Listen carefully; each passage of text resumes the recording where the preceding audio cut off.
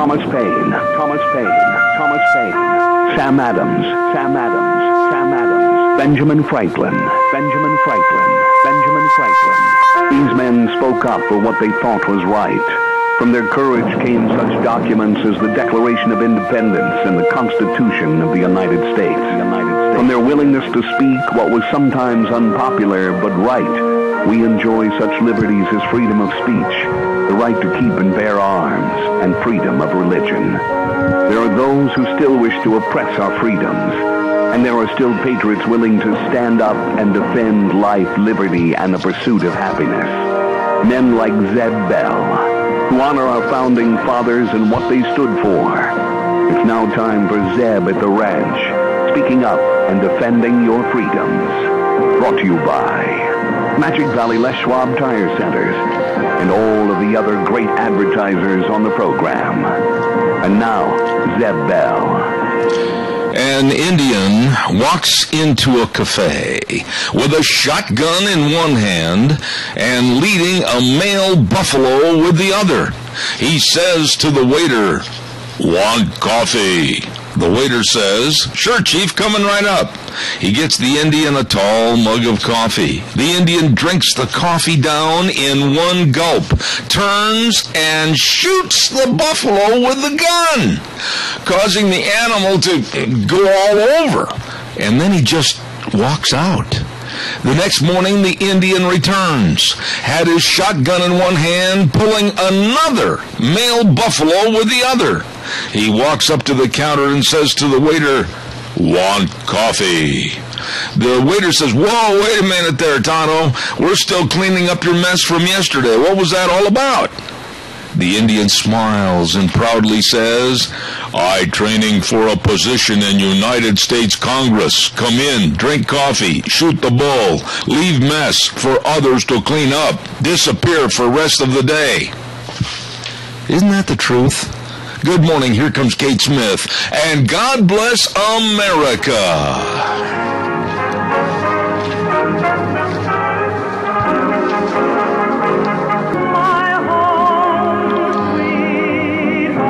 God bless America. Thank you, Kate Smith, and welcome to Zeb at the Ranch. I'm Zeb Bell, and our major sponsor, thank you very much, your Magic Valley Les Schwab Tire Centers, all 7 locations serving you, along with some of our great advertisers. Western Waste Services, always at your disposal. Get on the route service today. Call them. Locally owned and operated, 734-6969. And also our friends at Valleywide Home and Ranch, 910 South Oneida in Rupert. Everything, and I mean everything, for the farm, the home, and the ranch at Valleywide Home and Ranch. Let's go to the phone lines right now and see if we have a pledger. Pledger, good morning, and sign in, please. Are you there? Standing right here waiting. Well, by golly, how's Helen's favorite husband? Are you sure about that? I'm not going to get into it any further. You go right ahead with the pledge. Thank you.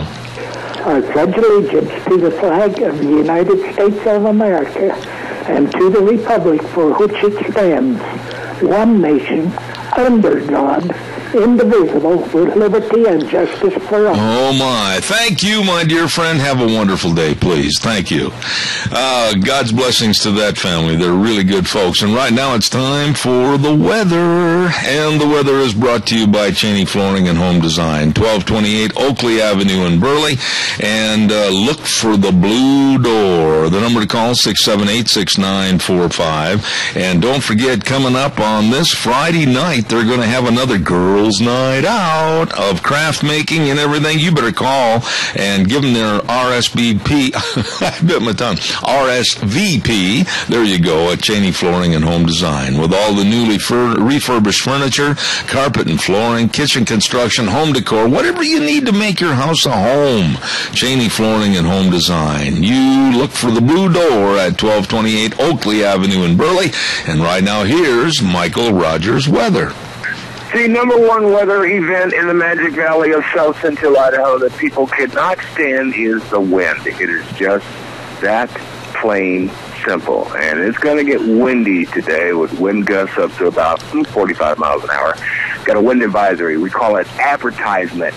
in the weather business, both the wind advisory issued by the National Weather Service in Boise and also Pocatello. And, of course, this will continue through mostly today, going into tonight. Should die off by tomorrow morning. But it's going to be windy today, folks. It's going to be sunny today, folks. You're going to high today of about 68, folks. There you have it. Enjoy the weather. Want coffee. It's the only weather you got. All right. Thank you, Michael. Hey, Cheney Flooring and Home Design, bringing you Michael Rogers weather at 1228 Oakley Avenue in Burley. Look for the blue door, 678-6945. Don't forget, Thursday is sale day at the Burley Livestock Sale Yard, 1100 Occidental Avenue in Burley, with Merv May, Cade Rogge, and Lance Udy. That sale always works for you. 10 a.m. starting time every Thursday. For consignments and more sale information, you call the office at 678-9411. Burley Livestock Sale Yard with a big sale on Thursdays. I want you to remember that today, I believe it's going to go in front of the house today, and there's still time to call up at Boise at 208-332-1000, 332-1000, and tell them you support the 1155 bill that will allow the United States flag to be flown at half-staff for the Idaho Roll Call Memorial Monument over in Rupert to honor and pay tribute to all of our fallen soldiers. So do that, please. Call 332-1000 and tell them, yes, you do support the United States flag to be flown at half-staff over that memorial. Thank you. I appreciate your help on that. Hey, don't forget, too, SafeLink Internet Services. Number to call and get on the program with them for the best of wireless internet services is 677-8000. That number again, 677-8000, Idaho's number one choice for wireless high-speed internet. And no contracts, no credit checks, unlimited data. And they are good. Fantastic service for you, too, at SafeLink Internet, 677-8000. You tell them Zeb sent you, okay? And don't forget, while you're thinking of great people to go see and have them do a job for you when it comes to cleaning your clothes, the best cleaners in the entire universe is Daryl's Cleaners. That's not bragging. That's a fact. 1223 Albion Avenue in Burley, and Kevin and Cindy and the rest of the crew, they can take all your rumply crumplies and make them look like they just came out of the showroom in the store. I'm telling you, they're good. Stop over and see them at Daryl's Cleaners, 1223 Albion Avenue in Burley, and tell them Zeb sent you. Okay?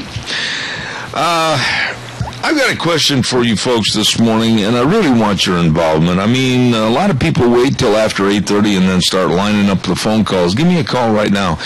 It is unbelievable to me, and I'm not saying this because I am of the conservative ilk.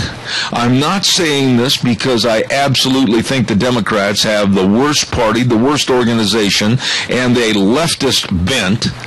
I'm saying this because the person I'm going to talk about is a criminal. She's a criminal and never been arrested. I'm talking about Hillary Clinton. She is a liar. We've had that happen, and she has lied, and the truth has been found out later. She is a fraud. Many things that she has said, she has done, and been a part of, not true. Like, I remember a story a couple of years ago, we landed under heavy fire. Nah, she did not. And worst of all, she is a crook. She's a fraud. You can't take a computer server and wipe it squeaky clean or demolish it when government has asked for it to make sure that there is no information on there that is government owned by we the people. You can't do that. And this person is a presidential nominee. What in the world is the matter with us? How could anybody in their right mind honestly support Hillary Clinton to be the president of the United States? She disassembled and disabled the server after the State Department demanded the emails. She has discerned what was personal and or business, and she said she turned over the business emails, whether it was Benghazi or whatever. That's not her right. You can look through anything you want, and you'll find out that that is illegal as heck. That's not her job to discern that. That's the government's. My goodness, what is the matter with us? We'll talk more about Hillary in just a minute. Give me a call, please. And you know what? I've got a gentleman coming on later on this morning at 9:30. His name is Bill Tatro, and he's going to talk about Hillary some more, so stay tuned for that. But we've got some other comments to make about her. Hey, don't forget Ramsey Heating and Electric at 2600 Overland Avenue in Burley, and the number to call 678-0459. And they've got light bulbs all over the place. Go to the light, go to the light. They got the high and the low wattage. They've got all the ballast in repair. They got fluorescent lights. My goodness, don't live in the dark. Go to Ramsey Heating and Electric at 2600 Overland Avenue in Burley. Open 7:30 to 5, Monday through Friday. Ramsey Heating and Electric, where they provide warm winters and cool summers. Let's also, while we have the opportunity, tell you about what's going on over at Valleywide Home and Ranch. And this is really, really important, because if you have a card to a membership of an association, whether it's the high school, college, pros, Cutting Horse Association, whatever, you take that membership card into Valleywide Home and Ranch, and if you're buying tack or bits or blankets or whatever, be sure and show them that card and you get 10% off. I'm not kidding. Now's the time to stock up on your tack. And also, all the 4-H supplies and 4-H feed now receiving 10% discounts. So get in there to Valleywide Home and Ranch. And oh boy, they've got a fishing department second to none. I mean, they've got all your licenses, everything over there at Valleywide Home and Ranch. 910 South Oneida in Rupert, Sean, Mandy, the whole crew at Valleywide Home and Ranch. Caller, good morning. You're on the air. Good morning, Mr. Bell. Yes, sir. Let's shoot bull and let somebody else clean up the mess, huh? Isn't that the truth? Yes, that's the damn truth. I know. Right down to the penny. Yep. I mean, you're not going to have nothing done with that Clinton bunch, because they've been a bunch of crooks since they was in Arkansas. You know that yourself. How many scandals, my dear friend, how many scandals have the Clintons been involved in since way back in Arkansas, and all the way through the presidency with Bill Clinton, and now with the server and the scandals of the Secretary of State, the Vince Foster? I mean, the list goes on and on. But you know something, Al? I'm going to say this, you might not agree with it. I think the reason that the Clintons will get out of this squeaky clean is because most people fear them and their power. Well, the only thing that really happened to Bill Clinton and all his escapades after he picked him up truck and all that stuff is he lost his law license. Well, whoopee. He got happened to him. He lost his license for some damn lie or something. Well, you know as well as I do, because you follow the news and you know the protocol, that there's one person that needs to really get on board and go after Hillary and start the formal charges and everything else, and you know he is not going to do it, and you know who that he is. I know. It's Eric Holder with the Department of Justice. Well, but another one that can start this too is Mr. Bonner can say, okay, we want to brought in here and subpoena her, and that will help take care of it, but he won't do it. There's got to do it. There seems to be a lot of lip service, and there seems to be a lot of cursing and cussing, and when it comes right down to the gnat's eyebrow, instead of sitting there and saying anything, and actions speak louder than words, they are not doing a thing for the American people other than just standing in front of TV cameras getting TV time. Well, I'll tell you, until they change their attitude back there in Washington, it's like you said, let's shoot the bull and let somebody else clean up the mess. You got it. You got it, Al. Thank you so much. Appreciate your call. You know, honestly, and Democrats, you've got the floor. And we've got the dial tone on the air. There you go. Democrats, you've got the floor. Why don't you call me and tell me how in the world can you possibly support a woman like Hillary Clinton for the presidency of the United States of America? Is it just because of the novelty of the situation? Because she is a woman? My goodness sakes, what are we going to look for next? The novelty of electing a horse or a dog? What is the novelty there? If they don't have the ability and they don't have the knowledge and they don't have the wherewithal, why would we even think about giving them the most powerful position in the world? And if you think she's been a little shady to deal with now and prior to this, how's she going to be if she did win the presidency? Let's not forget Denny's Restaurant, 611 Overland and Burley. Oh, the home of Zeb's Lunch Bunch. We gather there once a month, and I'm telling you, all our lunch bunchers, we just really enjoy the food. The service is fantastic. People come in, they order breakfast, and they order lunch. Some of them order dinner, and the servings are just so delicious. I mean that. I'm a breakfast person, and man, I'll tell you what, I love what they serve over there on their menu for breakfast. You will too. Stop in today at 611 Overland in Burley. You can go on in there anytime and enjoy the food. 611 Overland in Burley, Denny's Restaurant. We're going to be telling you about a grand opening of their other Denny's that they opened in Twin in just a little bit. Denny's Restaurant, home of Zeb's Lunch Bunch. Let's also get some calls coming in here. Berry Equipment and Rental, let's not forget about them. Oh, they got the Coyote tractors, and they got the Bobcats, and they got all the Walker mowers and the excavators and utility vehicles. Oh, my. Spring is here, and there's a lot of work to be done out there, so you better get on in to Berry Equipment and Rental, South Lincoln and Jerome, Addison Avenue West in Twin Falls, and their new location right now at 159 West Highway 30 in Burley. They can help you. Great financing plans, and whether you're buying or renting, they can help you and always have at Berry Equipment and Rental in Jerome, Twin Falls, and 159 West Highway 30 in Burley. All right, give me a call, 436-2244, 1-866-927-4587. And I don't want anybody to come on this program and say, well, maybe Hillary wasn't aware of the law. Maybe Hillary didn't know. Are you kidding me?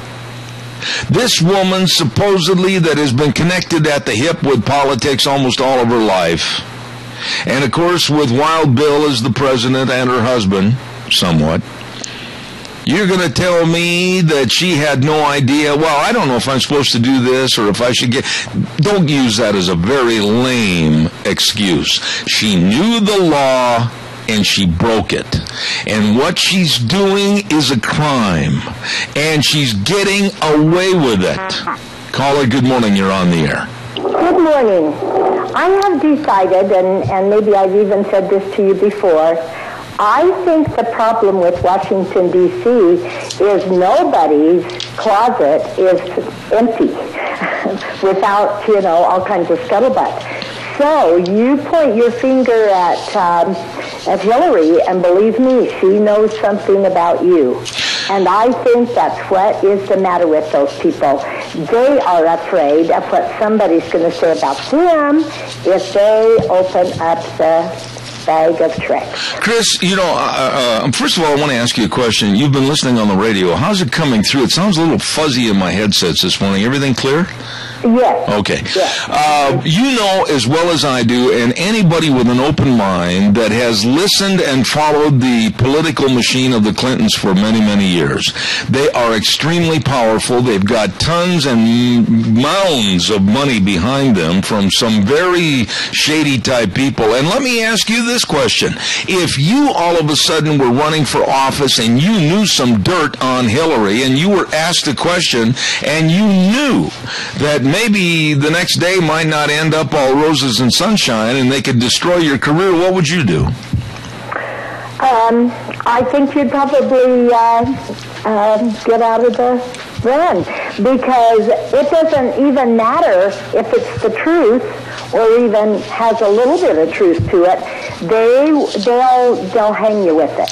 Well, and it doesn't matter that everybody knows that most of the stuff that they've been doing are shenanigans, but because of the people that have been in their life and the offices they've held, and just because of the kind of lifestyle in Washington, D.C., there's nobody there with a clean, squeaky clean, background.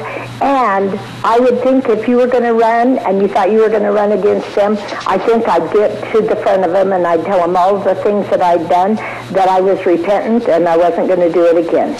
Let me ask you this. Now, surely you, in the circles that you go to and people you're around, whether it's church or socially or whatever, I'm sure that you have run into some people that think, oh, she's a godsend. We've got to have Hillary as the president. Would you please expand on that and tell me how in the world those people can think she is absolutely the greatest thing since sliced bread? Well, because all of us admit that nobody is perfect, and so the people who want Hillary to run have a agenda. They figure that she's the only one that can accomplish what it is that they want.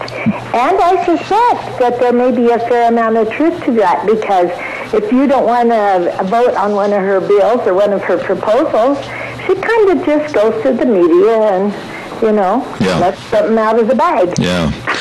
I'll tell you something, I am so fearful of that woman, her lack of knowledge, her lack of ability, her lack of personality, her lack of almost everything. To think that she might be sitting in the head chair in the Oval Office, I don't know about you, Chris, but I'm starting to get goosebumples all over me.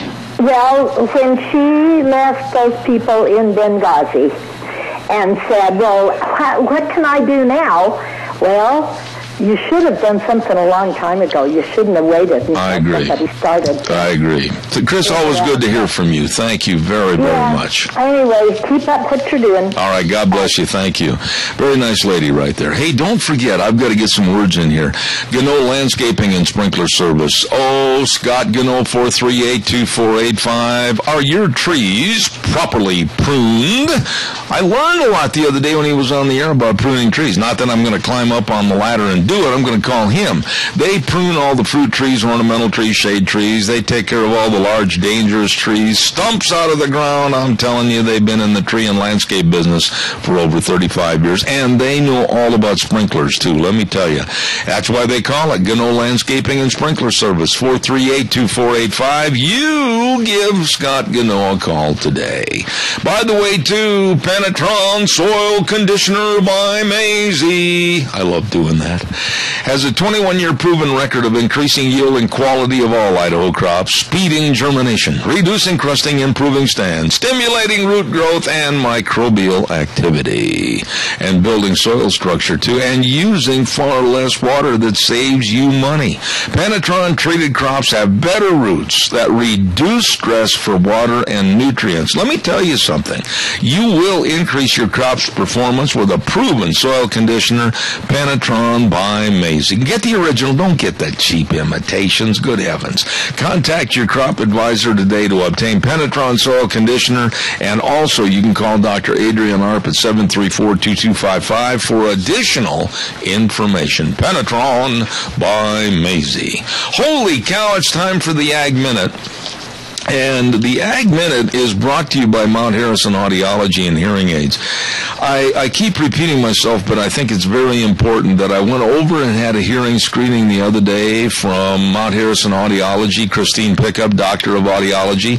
I was totally impressed. Nope, nobody has to force me to say that. I mean it. I was totally impressed with her knowledge. I was totally impressed with the testing. I found out I do have a little bit of a hearing problem, and I absolutely think that this lady can walk on water. She knows all about hearing and audiology, and if you are having a hearing loss right now, remember, hearing loss is not an age problem. That's not normal. You check it out. Give her a call, 312-0957. Mount Harrison Audiology and Hearing Aids with Christine Pickup, right behind the Minidoka Hospital, 312-0957. Here now, the Capital Press Ag Minute. Today's Ag Minute brought to you by the Capital Press. The West Ag Weekly. A new tool developed for the U.S. Potato Board analyzes how the price fluctuations of fresh potato products affect demand. The price elasticity tool is available to USPB members by accessing the Resource Center link from www.uspotatoes.com. Sarah Reese, USPB Global Retail Marketing Manager, says shippers may use the tool to work with customers on pricing decisions. USPB has also posted links to webinars demonstrating how to use the tool. Tool users must enter their region, the time of year, and the fresh potato product. Nielsen Perishable Group developed the tool in conjunction with a price elasticity study based on 5.5 years of retail data involving more than 800,000 sales. For more agriculture news and information, turn to the West Ag Weekly, the Capital Press, and CapitalPress.com. Brought to you by Mount Harrison Audiology and Christine Pickup, Doctor of Audiology. Absolutely get your hearing screened and checked today. Call for an appointment, 312-0957. Thank you very much. Hey, by the way, too, want to remind you about the Book Plaza. My dear, dear friend Colonel Dale and the rest of the crew over there, Sherry, I'm telling you, these are good folks. Good folks at 222 West 11th Street in Burley, and they've got they got 3 floors of books. Somebody told me one time, and I'm probably going to be way off, they got close to like 500,000 books or something like that. How in the world would you count all those? And they got all the Precious Moments figurines and all the special gifts for Easter baskets, children's books, greeting cards, art supplies. It's all there. You'll never leave the Book Plaza empty-handed. Nope. Stop in and see them today at 222 West 11th Street in Burley, the Book Plaza. All right, calls are welcome. 436-2244, 1-866-927-4587. I gotta say this, and again, the left-wing nuts are out there, including some locally like Matt Christensen with the Times News and some of his op-ed pieces that he's written. I'm telling you, I just wish they would give kind of a fair and balanced approach to some things, but they don't. The violins are playing, and we can see now the liberal left-wing nuts coming out for Bo Bergdahl, and many of whom are saying he's sacrificed and suffered enough. Let him be. I am not one of those. I am not one of those. I did not serve in the military. I couldn't. And even though I wanted to, I was 4F. I make no bones about it. I feel very bad because I lost a lot of my dearest friends from high school and college over in Vietnam. We've talked about that in the past. And each and every one of them that passed died valiantly as a hero. And I had to do the eulogy for 2 of them at their funerals. And when I think about a soldier deserting his post and going off into the brush, and this is where it gets to be a gray, murky area, and I hope the Army's trial will find this out, and contacting the enemy or the enemy contacted him doesn't make any difference, and then 5 years in captivity. He left his post, he deserted, and he endangered the rest of his soldier mates, the platoon, as they looked for him, and some died. You've got to have rules. You've got to have regulations. You've got to have a protocol of what is right and wrong and follow those rules. And when somebody says, poor baby, because he was captured and held captive for 5 years, and people are saying, oh, he suffered enough, let's let him go, let him have his back pay, let him have his pensions. I'm saying no. The Army has come out with charges that he's a deserter, and there might even be charges that they will try to obtain that would lead even further down the path towards being a traitor. If he has jail time coming, then I say he should serve the jail time. He should not get any of his back pay. And here's a thought. Callers, stand by. Here's just a thought. Why not take the $300,000, I'm rounding it off, and give it, divide it up to the families of the soldiers that died looking for him? How's that? Good morning, you're on the air. You've got to have a little patience, callers. 10 seconds isn't that long to wait. Come on, give me a call back, 436-2244, 1-866-927-4587. This trial about Bergdahl it's going to open up a lot of things, but I still have a sneaky suspicion and feeling that Obama somehow has got his fingers in the till, so to speak, and this is going to taint his legacy, so to speak, and I don't trust the power of the White House and the power of this president. Something, I think, is going to be done to diminish what Bergdahl did and didn't do. And that scares me. Your thoughts. Give me a call, 436-2244, 1-866-927-4587. Take the $300,000 in back pay, and with the lowest offenses, if he is guilty, take that back pay and divide it up into the families of soldiers that gave up their lives while searching for a deserter. Caller, good morning, you're on the air. Good morning, Zeb. Yes, sir. How are you?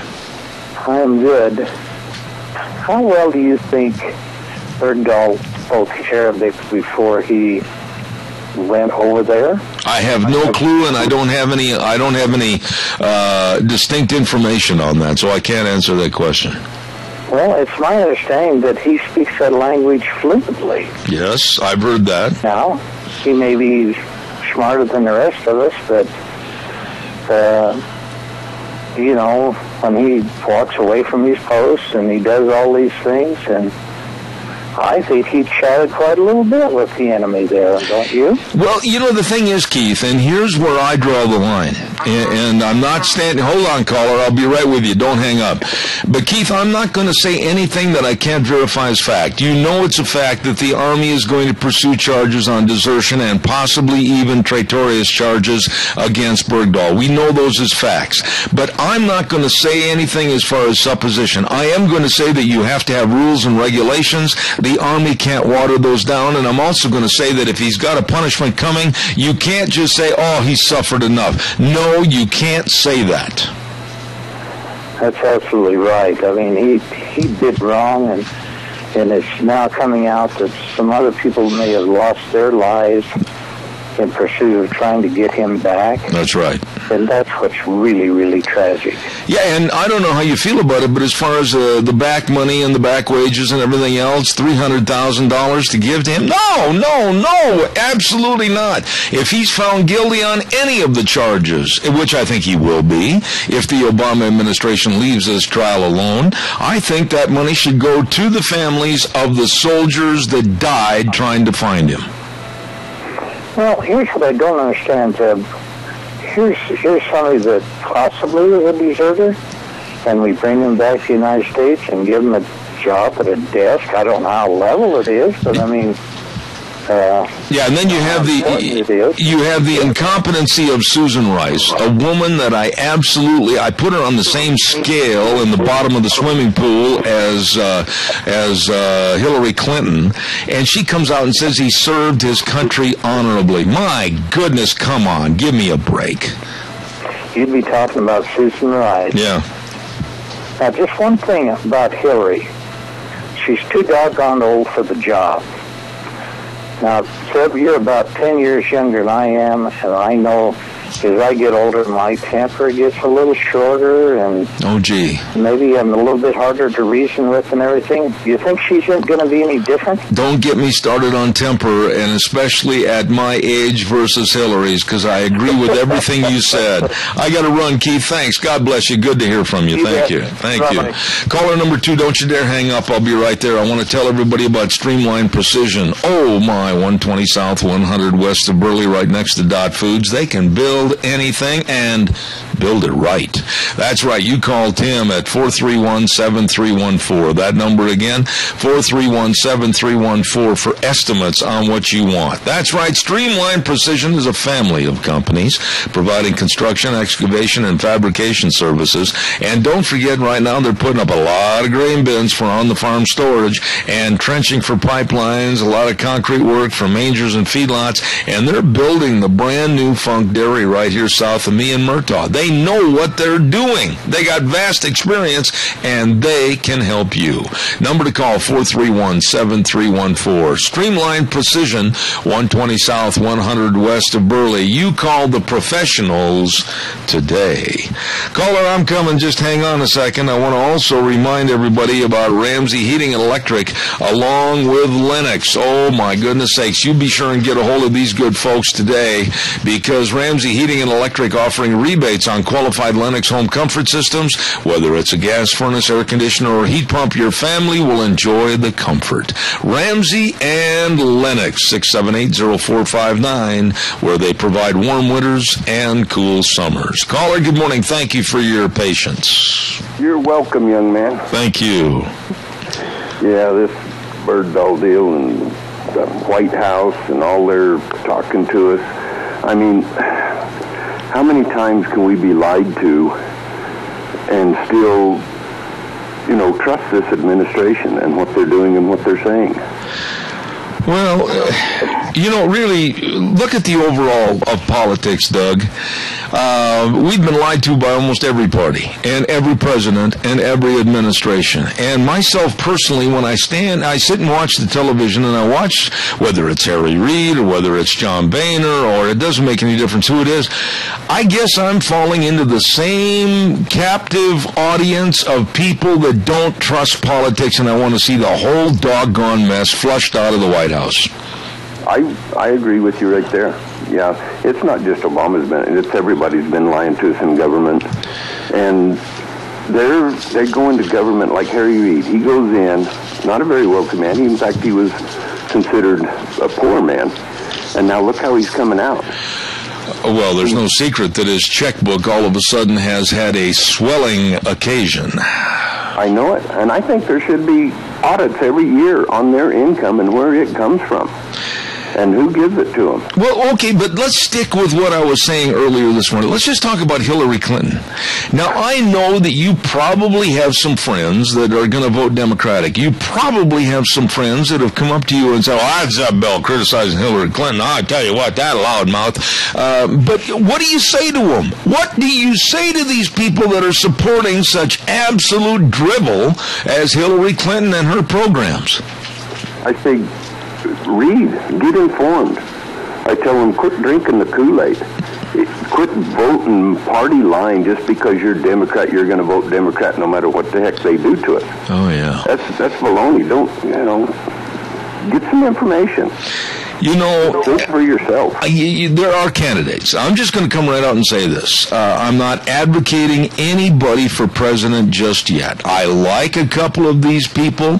I like Governor Walker from Wisconsin because he's been through the heat and the furnace with the liberals and the SEIU union. I like what Ted Cruz has done as far as being conservative, and he's not backing water for anybody. I like some of these people, but I haven't picked my number one choice. I don't like the old has-beens and wannabes like Jeb Bush. I think politics has absolutely got to pass these people by. Yep, I agree with you. I hear your phone. Okay. See you later, Doug. Thank you. Okay, calls are welcome. 436-2244, 1-866-927-4587. Hey, a new Denny's restaurant in Twin Falls at 291 Pole Line Road. Thomas has got another one along with his partners, and it's just as good. The food is fantastic. And this Thursday, they're going to have a grand opening. My goodness, come on over to 291 Pole Line Road in Twin Twin Falls. They're going to have a drawing for a free meal every hour. They're going to have 20% off meals from 9 to 11. Ribbon cutting with the Chamber of Commerce at 10 o'clock Thursday at Denny's Restaurant right there, 291 Poline Road in Twin Falls. Grand opening. Get in there and slap old Thomas on the back and say congratulations, okay? We're going to have the weather forecast real quick. I'm running late as is normal. Red's Trading Post, 203 Fifth Avenue South in Twin Falls, bringing you the weather this hour. You better believe it, all the guns, all the ammo, all the best in accessories, and the best in people. They know their business, and they can help you. At Red's Trading Post in Twin Falls, a family business since 1936. Caller, don't go away. I'll be there in just a minute. Here now is Michael Rogers' weather. Hello, everyone. Michael Rogers for Zip at the Ranch. Pop quiz, hot shot. What's the number one thing people hate when it comes to weather in the Magic Valley of South Central Idaho? You've got 2 seconds. 1, 2. Correct answer? The wind. They really do hate it. You got a wind advisory today all the way to 9 o'clock tonight. Look at the wind gusts up to possibly 45 miles an hour. That's what I know because I've lived there for so long. That's what weather people do and how you do the job correctly. You find out what people don't like. You tell them what they don't like about it so they know ahead of time. That's real simple. Sunny all day today. Sunny tomorrow. Temperatures as low as like high for today. 68. Have a great day. Enjoy the weather. It's the only weather you've got. All right, Michael, thank you so much. Red's Trading Post, 203 Fifth Avenue South in Twin Falls with Ryan Horsley and the crew. The very best of guns, ammo, and accessories at Red's. Good morning, caller. You're on the air.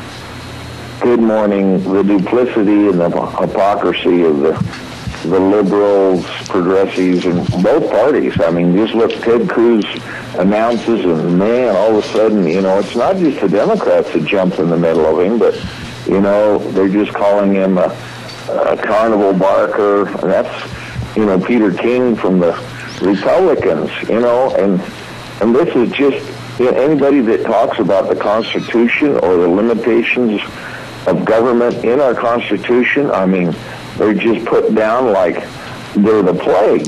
Wait a minute, Adrian, what does the GOP stand for? Give me the meaning of the GOP. Supposed to be the Grand Old Party. All right there, stop.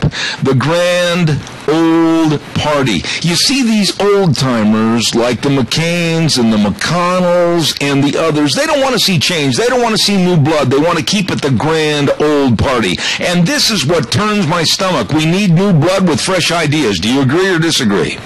Oh, absolutely. I mean, this country was founded on the greatest document that is ever put together by man. It was certainly not perfect, but they wanted it. They called it Manifest Destiny. The founding fathers actually felt inspired. They wanted to take the Constitution to the world because in a short period of time, within 2 years after the ratification of the Constitution, the world was abuzz.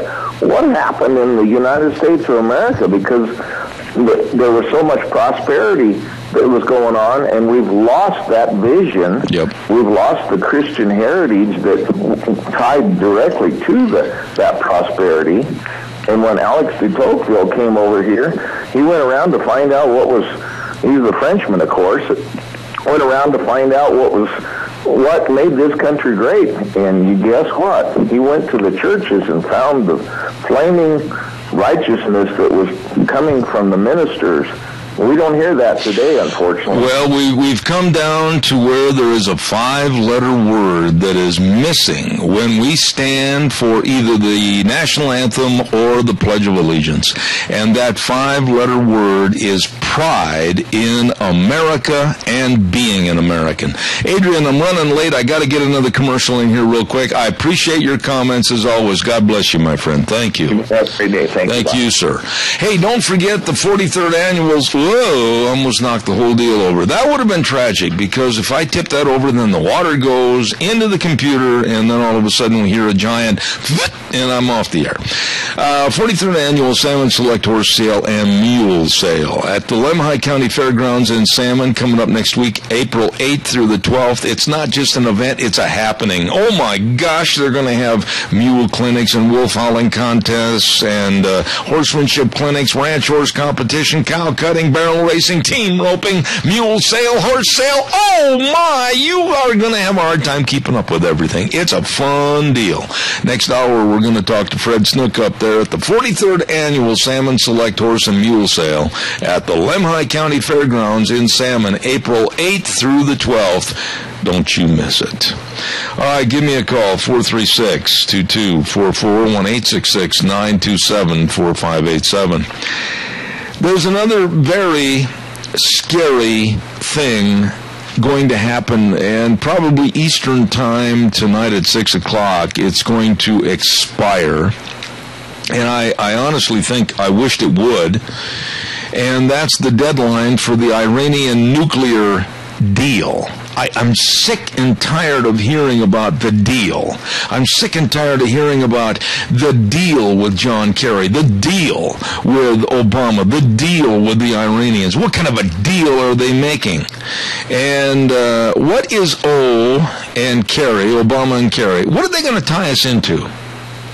What are they going to tie us into? And what will happen to Israel?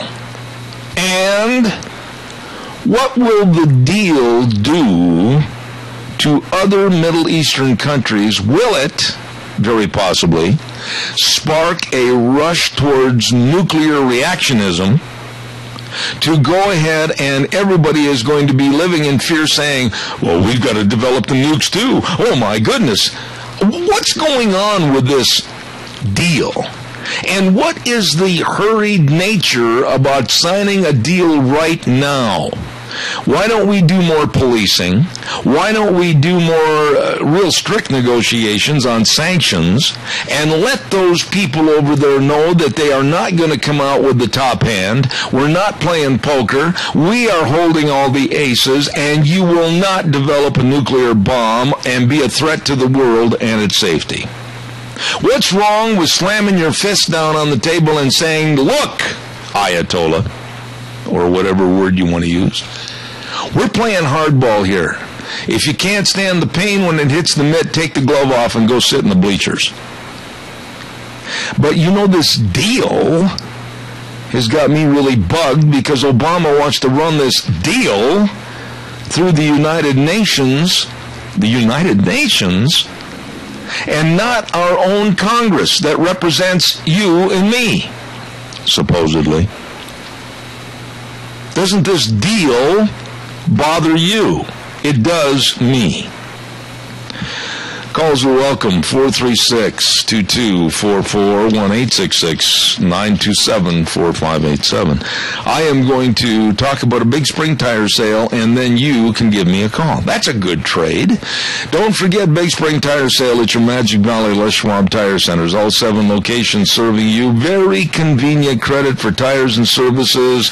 Best tire value promise in the industry. Oh my, and they've got some outstanding buys on spring tire sales. You better believe it, like the Eclipse tire. All-season traction, advanced design tread on sale right now for your cars. And for your pick-em-up trucks and SUVs, the Wildcat AT2, traction in all seasons, very smooth ride, the Wildcat AT2. All of this along with front-end alignment, shocks and struts, the very best in batteries, and excellent brake service. Oh yeah, at all 7 locations. Lane and Rupert, Dave on Blue Lakes and Twin, Mike and Buell, Mike and Jerome, the Twist family in Paul, John on Poline in Twin Falls, and Randy on Overland in Burley, your Magic Valley Les Schwab Tire Centers. The best.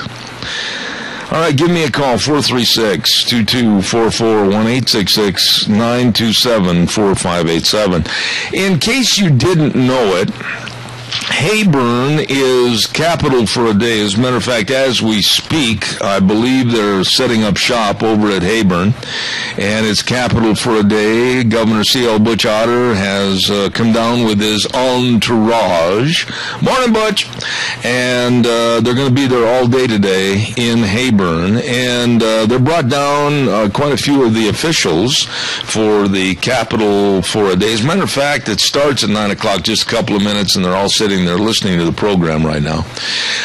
Lieutenant Governor Brad Little is there. Hello, Brad. Roped with him. And Idaho State Department of Agriculture Director Celia Gould and many, many others are down here to make Heyburn capital for a day today.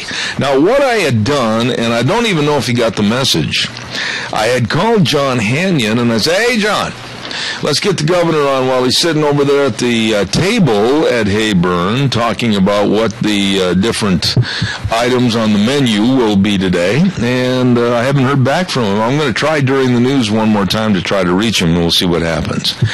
Coming up later on this morning, I do have at 9:06 Salmon Select Horse and Mule Sale Fred Snook. Fred is a good old boy. He's underneath the good old boys listing, and he's a judge up there in eastern Idaho, and he's putting on this Salmon Select Horse and Mule Sale again this year. And then at 9:30 we're going to talk to Bill Tatro. Now, Bill is the guy that absolutely has quite an opinion about Hillary Clinton. We're going to talk about that. And then at 10:06 this morning, don't forget, we've got the one, the only Dr. History. He's going to be here in our studio. And then tonight, he flies out for China. He's going to be gone for about 2 weeks. Yeah, he's leaving. And then at 10:32 this morning, we're going to have a gentleman from the Media Research Center back on the East Coast in Washington, D.C., and that's Jeffrey Myers. So we've got a lot of things cooking for the rest of the morning right here on Zeb at the Ranch. So right now, we're going to ask Wheels to take us into the news from CBS, and we'll be back in just a couple of minutes. Don't you go away. Holy cow, hang on. Cinch up. Here we go. Hour number 2, Zeb at the Ranch. And we're brought to you by, of course, our Magic Valley, Les Schwab Tire Centers, all 7 locations, our major sponsor with the big spring tire sale going on right now. And also, don't forget Valley-Wide Home and Ranch, 910 South Oneida in Rupert. Oh, my, everything for the farm, the home, and the ranch at Valley-Wide Home and Ranch. And Old Wheels is ready to tell us all about Western Waste Services. From the canyons of the Snake River and all across southern Idaho, we're always at your disposal. Western Waste Services, we care about our community, our resources, and this great land. Western Waste Services is lending a hand, always at your disposal. Western Waste Services. Locally owned and operated, Western Waste Services, always at your disposal. Want to get on the route service like we are out here at Old Zeb at the Ranch and have your garbage picked up and then it's gone, it's out of there. These are wonderful people and impeccable service. Want a dumpster in various sizes so you can clean out the garage, or in my case, I need to start at one end of this office and go, whoop-ah! Look out, here we go. I'll tell you what, they've got it all for you, and their service is impeccable. Always at your disposal. Locally owned and operated Western Waste Services, 734-6969. You give them a call today. Also, I want to say thank you, and I ran into this man yesterday by accident, and I don't mean I literally ran into him, but I ran up to him and said, howdy, and that was, of course, Joel Heward, the manager of Hanson Mortuary at 710 6th Street in Rupert. What a nice person, and his staff and family. They're just good folks. And let's face it, folks, when there's the passing of a loved one, the whole world goes into a tumultuous situation, and you want to work with people that can help you. And Hanson Mortuary, always treating you and your family with the highest ethical standards with unquestioned integrity. They really care. Please give them a call today, 436-5636. That number again, 436-5636. Hanson Mortuary, 710 6th Street in Rupert. Really good folks. I want to mention, too, that every morning when we start the program, right off the BIMBAT, we go right ahead with the weather, and that's sponsored by Cheney Flooring and Home Design, 1228 Oakley Avenue in Burley. Look for the blue door, Michael Rogers Weather. Excellent weather forecast. And we thank Cheney Flooring and Home Design, open Monday through Friday, 9 to 6, Saturdays 10 to 4 in Burley. And the number to call, 678-6945. Look for the blue door. Right now, we are going to talk. This man has done such a phenomenal job turning a horse and a mule sale into literally a happening. I mean, people are coming from all over the world. They're probably flying in from Indonesia and Belgium and everywhere to go to the biggest and best 43rd Annual Salmon Select Horse and Mule Sale next week at the Lemhi County Fairgrounds. Good morning, Fred Snook. How are you? Well, good morning, Zeb. How's it going? Not too bad. By the way, I was going to ask you, when I started giving you all the balderdash about flying in from all over the world, I'll bet you that's true. What's the farthest buyer that you've ever had come in? Well, last year we had one phone bidder live from Japan. Unfortunately, that horse sold for $14,000, and he didn't get it. He was one of the underbidders. But that's the farthest phone bid we've had. As far as sales, we've had horses sell to New York, Pennsylvania, Georgia, and then some of the southern states, Texas, etc. Oh, my goodness. Now, Fred, I got to pat you on the back here because you have turned a horse and a mule sale into, like I said, it's a happening. You've got so many other events, and people are talking about it, whether it's the wolf howling contest, the mule clinics, horsemanship clinics, mule racing, cow cutting, barrel racing, team roping. How in the world do you put all that together in just 4 days? Well, we've just kind of evolved over the years. Then we would add an event here and an event there. And yes, it is the 4th Annual Idaho State Championship Wolf Howling Contest. That's on Thursday at 5 o'clock, April 9th. And that itself has just grown each year. All the kids in the community howl, and the people that are visiting kids howl, and then the sheriff howls, and the mayor gives the dedicatory howl, and we have a celebrity howling, and that event's really grown. But that was just another thing we added for Thursday to try to encourage people to come a little bit early so they could see all the mules and horses and inspect them. And while they were doing that, they'd have a little entertainment. Well, now, I don't think it would be at all fair if I let you off the hook right now as being the promoter extraordinaire for this event if you didn't give us your original Fred Snook wolf howl. Well, you did catch me off guard there, but it was...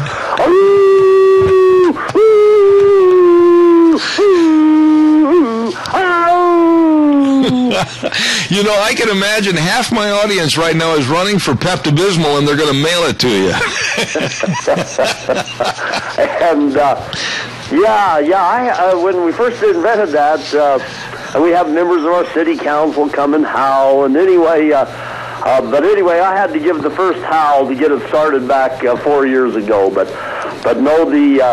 we have some real professional howlers come, and they really perform. Well, now, Fred, as far as, let's start with the mules first. The mule sales and mules across the United States, from what little bit I know about mules, they're starting to gain even more popularity than they had years ago. Right. More and more trail riders and recreation riders are riding saddle mules, and one of the reasons is the mules are really upgraded as far as mostly the dam of those mules are very, very good horse mares. A lot of registered quarter horses. Mares are being bred to mules, a lot of thoroughbreds. So the mule itself is looking more and more, especially the head. The mule head is looking more like a refined horse head on those mules, and they are very, very popular. Well, now Thursday. So actually, our mule sale is probably the second highest ranked mule sale in the West. Jake Clark there in Wyoming, no doubt, has the number one mule sale, but we've worked our way up to number two and trying hard. Oh my. Well, now, on that Thursday, you're going to be starting everything off with the mules show off in the round pen, and like you're going to have the wolf howling contest, and then you're going to have a mule sale, Calcutta. Tell us quickly about Friday. What's going to happen on Friday?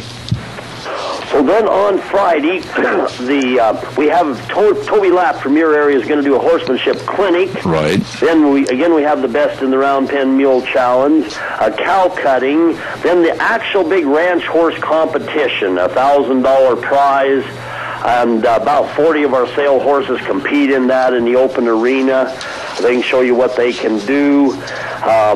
Then after that, we have the mule packing competition. And then at 2:30 is the Jeff Allen Memorial Mule Race. And that's quite an event. 8 or 9 of the sale mules in a great race. After that, there's open barrel racing. Then at 6:30 is the actual mule sale. Then later that night's the Calcutta at the Shady Nook for the horse sale. All right, and that takes us up to Saturday. And boy, here's something that got my attention. You're going to have all kinds of goodies starting at 7 o'clock in the morning. And right, all of our the sale's a big fundraiser for a lot of our local old charities and high school clubs, the Booster Club, the Hockey Club, the 4-H Club, etc. They provide all the food services. So then we have open performance of the sale horses. Then at 10 there's the trail competition of the sale horses. Right. Then we have a big lunch. Then the rope horses perform at 11. And then at 1 o'clock is the actual horse sale, 130 horses, right at 100 geldings. And then that usually gets over at about 6:30. There's a big horse sale dance later that night downtown Salmon. And then Sunday, we proceed on into the team roping. Right. And that starts at 9 o'clock in the morning, right? Right, on Sunday, and they basically have 5 categories, I think, and they basically rope all day Sunday. So a lot of people get here Wednesday, but the events start Thursday, and Thursday, Friday, Saturday, Sunday. Now, Fred, I have had, in the last couple of days, I've had quite a few phone calls of people saying, you know what, we've heard you mention about this Salmon Select Horse and Mule Sale. Is there availability of rooms still in the area where they could come up and spend the weekend? And I figured you'd know that better than anybody. What about the room situation? Well, a lot of the motels have sold out. There are still some rooms available. If they call our office, 208-756-2125, again, 756-2125, we can assist them with reservations. Otherwise, right at the fairgrounds, we have a huge 7-acre of hayfield that the county has purchased, and we literally turn that into a camping center. It's free. We have porta potties out there, and then the fairgrounds itself obviously has showers and food services, etc. But if you can't find a room, you're sure welcome to just camp there at the fairgrounds. Okay. Now, Fred, is there a way they can go online? Is there a website where they can check out all the activities? The website is Salmon Select Sale, all one word, salmonselectsale.com, and that'll bring up all of the horses and mules, photos of them, videos of them, etc. And it'll also give you a lot of information, such as the motel numbers, the history of the sale, the high-selling horses in the history of the sale, etc. Oh, my goodness. Well, like I said, it is a happening. And how long have you been involved in this sale, Fred? Well, since 1971. Wow. And it seems like it's growing bigger and better every year, and you're such a good guy to work with. We're going to send everybody up there. Is there anything else you want to mention this morning while I've got you on the air? Well, just we invite everybody to come up, and like I say, we'll sure help you. Go to that site, and you can look up the motels, but if you can't locate a room, call us. We'll try to get you to some of the bed and breakfasts in the area, and also you're welcome to camp here. And you're just going to have a great time. The weather is going to be decent. We're expecting weather in the high 50s next week. I think we're 71 or 2 a day or two ago, so we're all set up. We're just working hard at the fairgrounds to get everything ready for you. And I'll tell you what, with a wolf howl like yours, I'm sure people are going to want to come up and meet the face that was connected with the howl. Well, I'm not sure about that, but anyway, we sure welcome everybody. And no matter whether you buy a horse or mule, you're just going to have a fun time and enjoy yourself. All right, Fred, we'll be talking to you again before the sale. God bless you, man. Thanks so much, and we'll keep telling them. Thank you, sir. Have a good day. Thanks. 43rd Annual Salmon Select Horse Sale and Mule Sale at the Lemhi County Fairgrounds in Salmon, Idaho. And it's next week, the 8th through the 12th. And I tell you what, Fred has done such a wonderful job. He is a one-man band putting everything together, does a great job. The number to call for more information is 208-756-2125. You be sure and give them a call. Got to pay some bills here real quick, and then we would love to have some more of your calls, so give me a jingle on the landline. Don't forget our friends at Ramsey Heating and Electric, and they can offer rebates on qualified Lennox home comfort systems. Yes, they can. Whether it's a gas furnace, air conditioner, or a heat pump, you and your family will enjoy the comfort. That's right. As a Lennox independent dealer for almost 50 years, they know the climate, they know the equipment, and they've done the shopping for you. Ramsey Heating and Electric and Lennox can save you money, and they provide warm winters and cool summers. Don't forget that. Ramsey Heating and Electric and Lennox and Ramsey Heating and Electric. There we go. I got it all messed up. I hope they're not paying for that one this morning. Don't forget, too, that Denny's is going to have an open house. My goodness sakes, Denny's is going to have an open house for their brand new restaurant at 291 Pole Line Road in Twin Falls.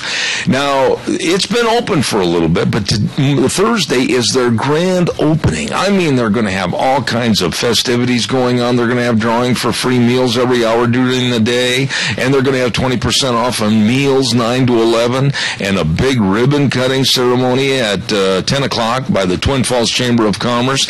Thomas and his partners have hit another home run completely out of the park at Denny's Restaurant, 291 Pole Line in Twin Falls.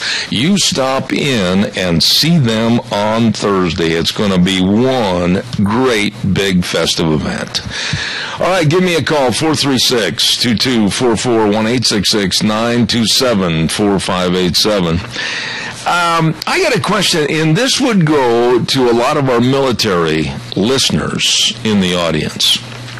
I understand from a little bit that I heard last night that the Obama administration is now pushing for a relaxing of the military entrance requirements. They want to lower the standards of recruits into the military.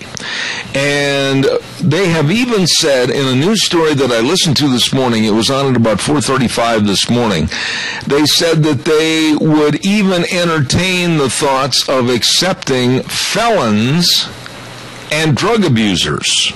Whoa, wait a minute. And they might even relax the age standards to get into the military. Well, I want somebody from the military that has served to call me and give me your thoughts on this.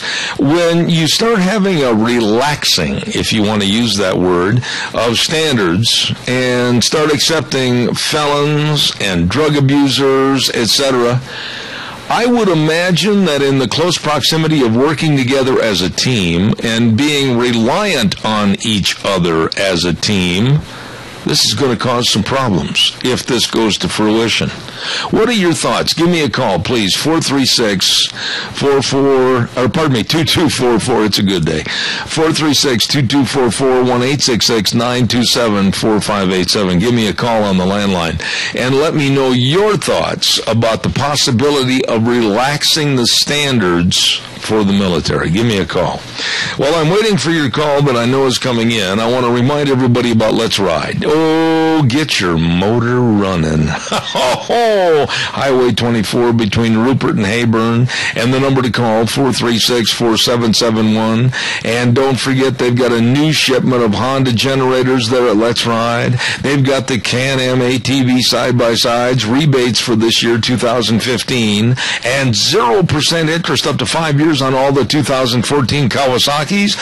Wow, you better get in there today. Let's Ride, where the fun is sold. Highway 24 between Rupert and Heyburn. You stop in and see them today. Caller, good morning. You're on the air. Good morning again. Absolutely not. Do not relax the standards of our military personnel. Why? Bad enough as it is. Why? What do you think could and would happen? Caller number 2, stand by. I'll be right there. Go ahead, Al. What could and would? Yeah. You'd have more chaos than you got now. I agree. I mean, I've seen it happen from Korea right on down to, well, look what happened in Vietnam.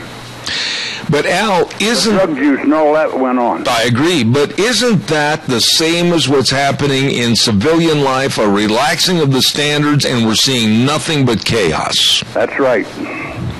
Exactly. All right, my friend. Do not relax the standards on our military. I agree. Too valuable of a resource for us to keep us safe. Amen. Thank you for your comments. I appreciate it. Bye. Caller number 2, you're on the air. Go ahead, please. Good morning again. Yes, sir. You know, I don't know if they do it so much nowadays, but it used to be that if a young man or a young woman, for that matter, got into trouble, the judge would give them a choice whether they wanted to maybe serve some time or a lot of community service or something like that, or sign up for the military. Mm-hmm. But they knew, though, Keith, at that juncture, that the military, with its strict rules and regulations, probably would straighten that person out. That is absolutely right. And they probably were forewarned. So what are your thoughts then? Going to be up again. Right. What are your thoughts in general about the relaxing possibly of the rules, regulations, and standards of our military? I think it's despicable. I mean, it's... I can't even go into that because I feel so bad about that because it isn't a disciplinary thing there is. The only branch of the service that I see that I really respect for their discipline and everything is the Marine Corps. Right. And they are truly brothers. They protect each other. And that's the way it's always been. Absolutely. But Air Force, in my opinion, is the most relaxed system we have. It's just like having a job. Well, I tell you what, we'll wait and see what the next caller's got to say. I've only got about a couple minutes left in this segment. Thanks, Keith. Appreciate it. Caller number 2, go ahead, please. You're on the air. Morning, Jeff. Yes, sir. From being in the Army before, I honestly don't think that they need to necessarily lack the to be able to get in. They need to make it a little bit tighter, and along with basic training and your AIT training, which is the training you do after basic training, they need to make it a little tougher. It's no longer the day when the drill sergeant could get in your face and tell you, you are going to shape up and this is what's going to happen. Not anymore. Now they have things called stress cards. If you feel like you're picked on too much, you can give the drill instructor a stress card, and he has to leave you alone for a while. Let me ask you something. Let me ask you a question right there. With the inception of the mamby-pamby, soft and gentle touch and approach, has this been a good or bad thing for the military? My opinion, it's kind of been a bad thing. We don't have the guts and the guts that there was. I mean, no offense to the people serving now. I mean, I honor them with every little bit of my soul. But, when I went through, there was guys doing things purposely, smashing up their kneecaps, breaking their elbows to get out, when all it was just do what you're told and let them teach you. Yeah. And I was listening to some older guys who went through, just after World War II, during Vietnam and Korea. They went through basic training, walking on broken legs to get out. You see where I'm going with it? I do. I've got to run, Riley, but I certainly appreciate your points that you brought up this morning. Thank you very much. I just think that we've relaxed society in general. We've made everything so much easier. We've made everything so much comfortable for more people. We've made it so that, if your feelings are hurt, please come sit down on the couch and have a glass of lemonade. You know what? I'm sorry to see that we've softened things up in this country. I really am.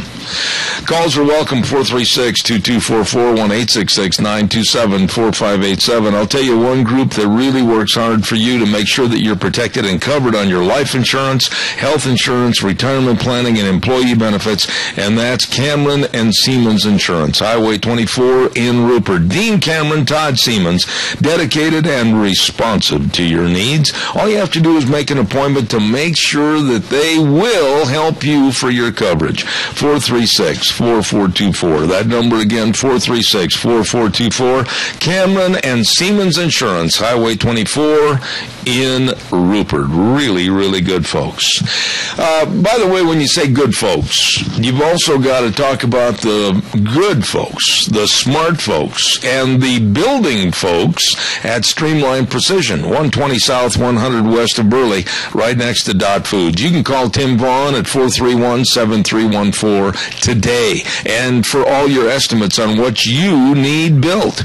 Now, they can build anything. They have vast experience in industrial development, including dairies and feedlots and food processing, and they're kind of a family of companies providing construction, excavation, and fabrication services. And they're really busy right now putting up a lot of on-the-farm storage grain bins, and they're an authorized dealer for Sioux Cup, Chief, Balin, and Nucor buildings. I'm telling you what, they are building right now the new Funk Dairy right south of Murtaugh. They know their stuff. Streamline Precision, 120 South, 100 West of Burley. Again, call Tim at 431-7314 and let the Precision Builders, Streamline Precision Builders, the pros, build for you.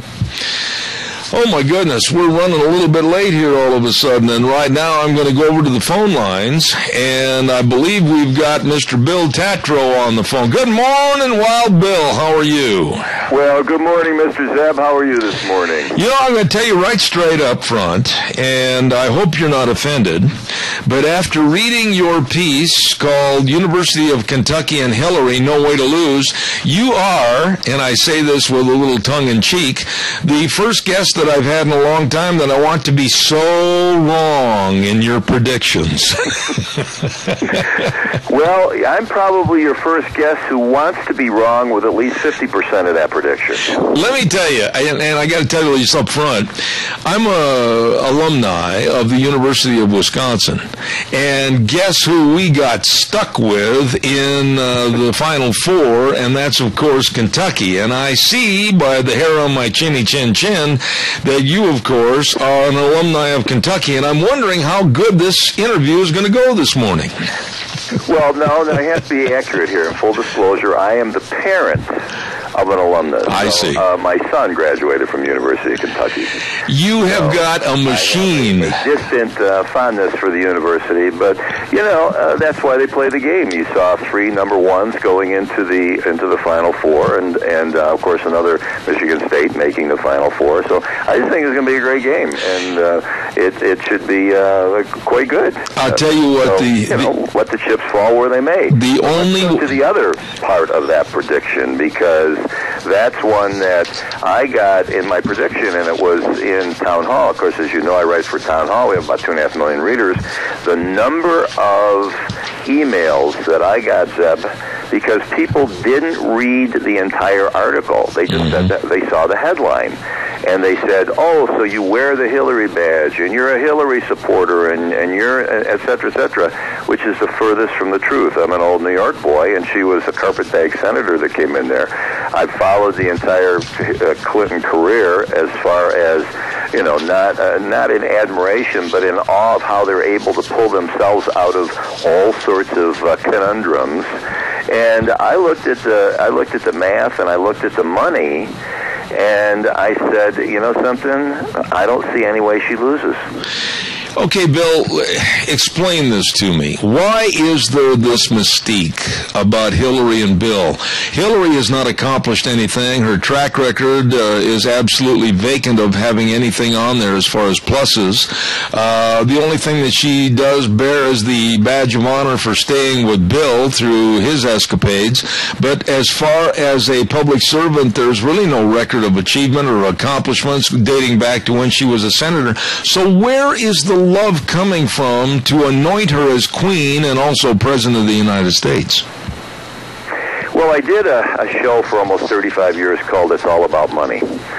And if you listen to what Lloyd Blankfein, who's the CEO of Goldman Sachs, said maybe a month or so ago, he said, I really want a Democrat, but I can live with Bush or Clinton.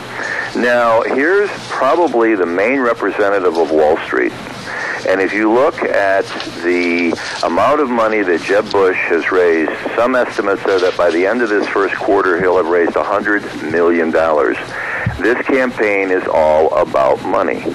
And if Wall Street is enamored with Hillary, which they are, the average person in the street is going to see and going to be besieged by ads, by commercials, by the phone calls, and the whole 9 yards. And there's a group of people out there who are on the right, like you and I, who can't stand this woman, who are on the left, who absolutely adore her. But then there are the ones in the middle who will be dramatically influenced by what's done in the media. And in the media, it takes money. And who has the money is going to be the two front runners. Now, I'm almost tongue-tied by people who say, and I do the same thing, she's accomplished nothing. And then I take a look and I say, let's see, well, what about the guy who, Harvard graduate, first-term senator, hasn't done anything, wanted to be president of the United States? Oh, wait a minute, that was Barack Obama. Oh, wait a minute, that's Ted Cruz. Questionable whether he was born in the United States. So, and then you can go back through history with many presidents who simply were picked out and said, okay, we're going to make you president. First guy to get the women's vote in 1920, Warren G. Harding. He was an editor of a newspaper. That was it. And so they put him out and made him president of the United States. So we can go on and like that. But again, I think this whole thing is going to come down to two things. And one is money. And then the other is that group of people out there who are really, how's the word? I have to be gentle with this. Are apathetic when it comes to what's going on in the world. I'll give you an example. I think that Benghazi is a major problem for her. Here I am talking to a couple of kids the other night waiting on table. You going to vote in the election next year? Absolutely. What do you think about Benghazi? Gail goes, college student. She goes, well, I use it on my knee when I'm running. Oh, my. It really works in the joints. And I said, no, dear, that's Bengay. Oh, not my. Benghazi. That's Bengay. and I don't mean to demean the voter out there, but there's a lot of people who really are not attuned to what's going on in the world at large. Let me ask you this, Bill. You mentioned Ted Cruz, but the analogy is somewhat distorted because of the fact that Cruz, as a senator, has really done a lot to introduce legislation and be a part of legislation that I think politically is absolutely a good thing. He didn't vote just present like Barack Obama did. I think when you compare the apples and the oranges, you're going to find out that Cruz would far exceed what Obama's requirements were prior to being president. Don't disagree. Very active, very politically active. Agree with probably 90% of the stuff that Ted Cruz has fostered, how he discusses, etc. the chances, I think he's running, sixth behind all sorts of other folks out there. I really believe, Zeb, that this is a race between two people. It's a race between Mr. Bush and Mrs. Clinton. I don't think that anything else is going to be, because, again, the money, the overwhelming amount of money that's coming down on both of these sides is going to, and as much as we would like it to be, we'd like it to be different, but I just think that we're going to have the two royal families butting heads again. You know, and I can't argue with you, Bill. Everything you said this morning and everything you wrote, honestly, I have to be objective and agree with you, but I don't want it to happen. When I look at Jeb Bush, I see a person that is just the old school and somebody that should be swept out and kind of left the kernels on the back porch. I just don't want to see this. I think it's time for new blood. It's time for new innovative ideas. We've got to figure out some things on our economy and our world stature, etc. And these two families, to use your phraseology, they're not going to get the job done.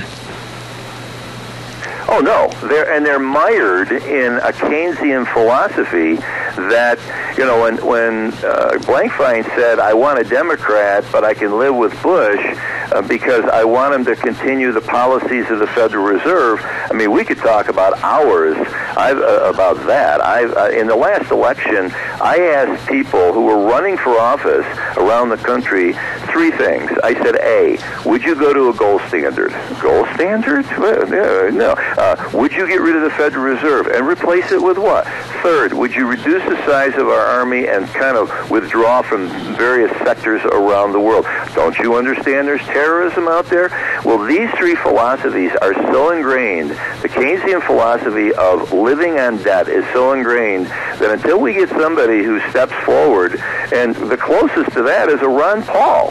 I'm not sure, and I see all sorts of people running away who are Ron Paul supporters from Rand Paul, but, you know, philosophically, until the philosophy changes, then we're going to still be mired in the same old. And it's certainly not going to change, as you just said, with the two families, with Bush and Clinton. I was seeing the people who Mr. Bush is bringing forth in his little entourage. They're the same people who were the advisors to his brother, and some of them to his father. And so, I mean, what changes? Nothing really changes. What about... And it's unfortunate. It's not something I want. Yeah. It's just something that I've stepped back, and as an economist, looking at this and being in the media for as long as I've been, and appearing on shows like yours and talking, I just, you know, there's a hope, and there is an anticipation that something will change, but unfortunately, it doesn't look like it. What about this mess with the server and being Secretary of State and basically playing the dumb routine? Oh, well, I didn't know this and I didn't know that, and I only separated the government emails and my personal emails. I've taken care of it, and we, the American public, are supposed to buy into all this verbiage.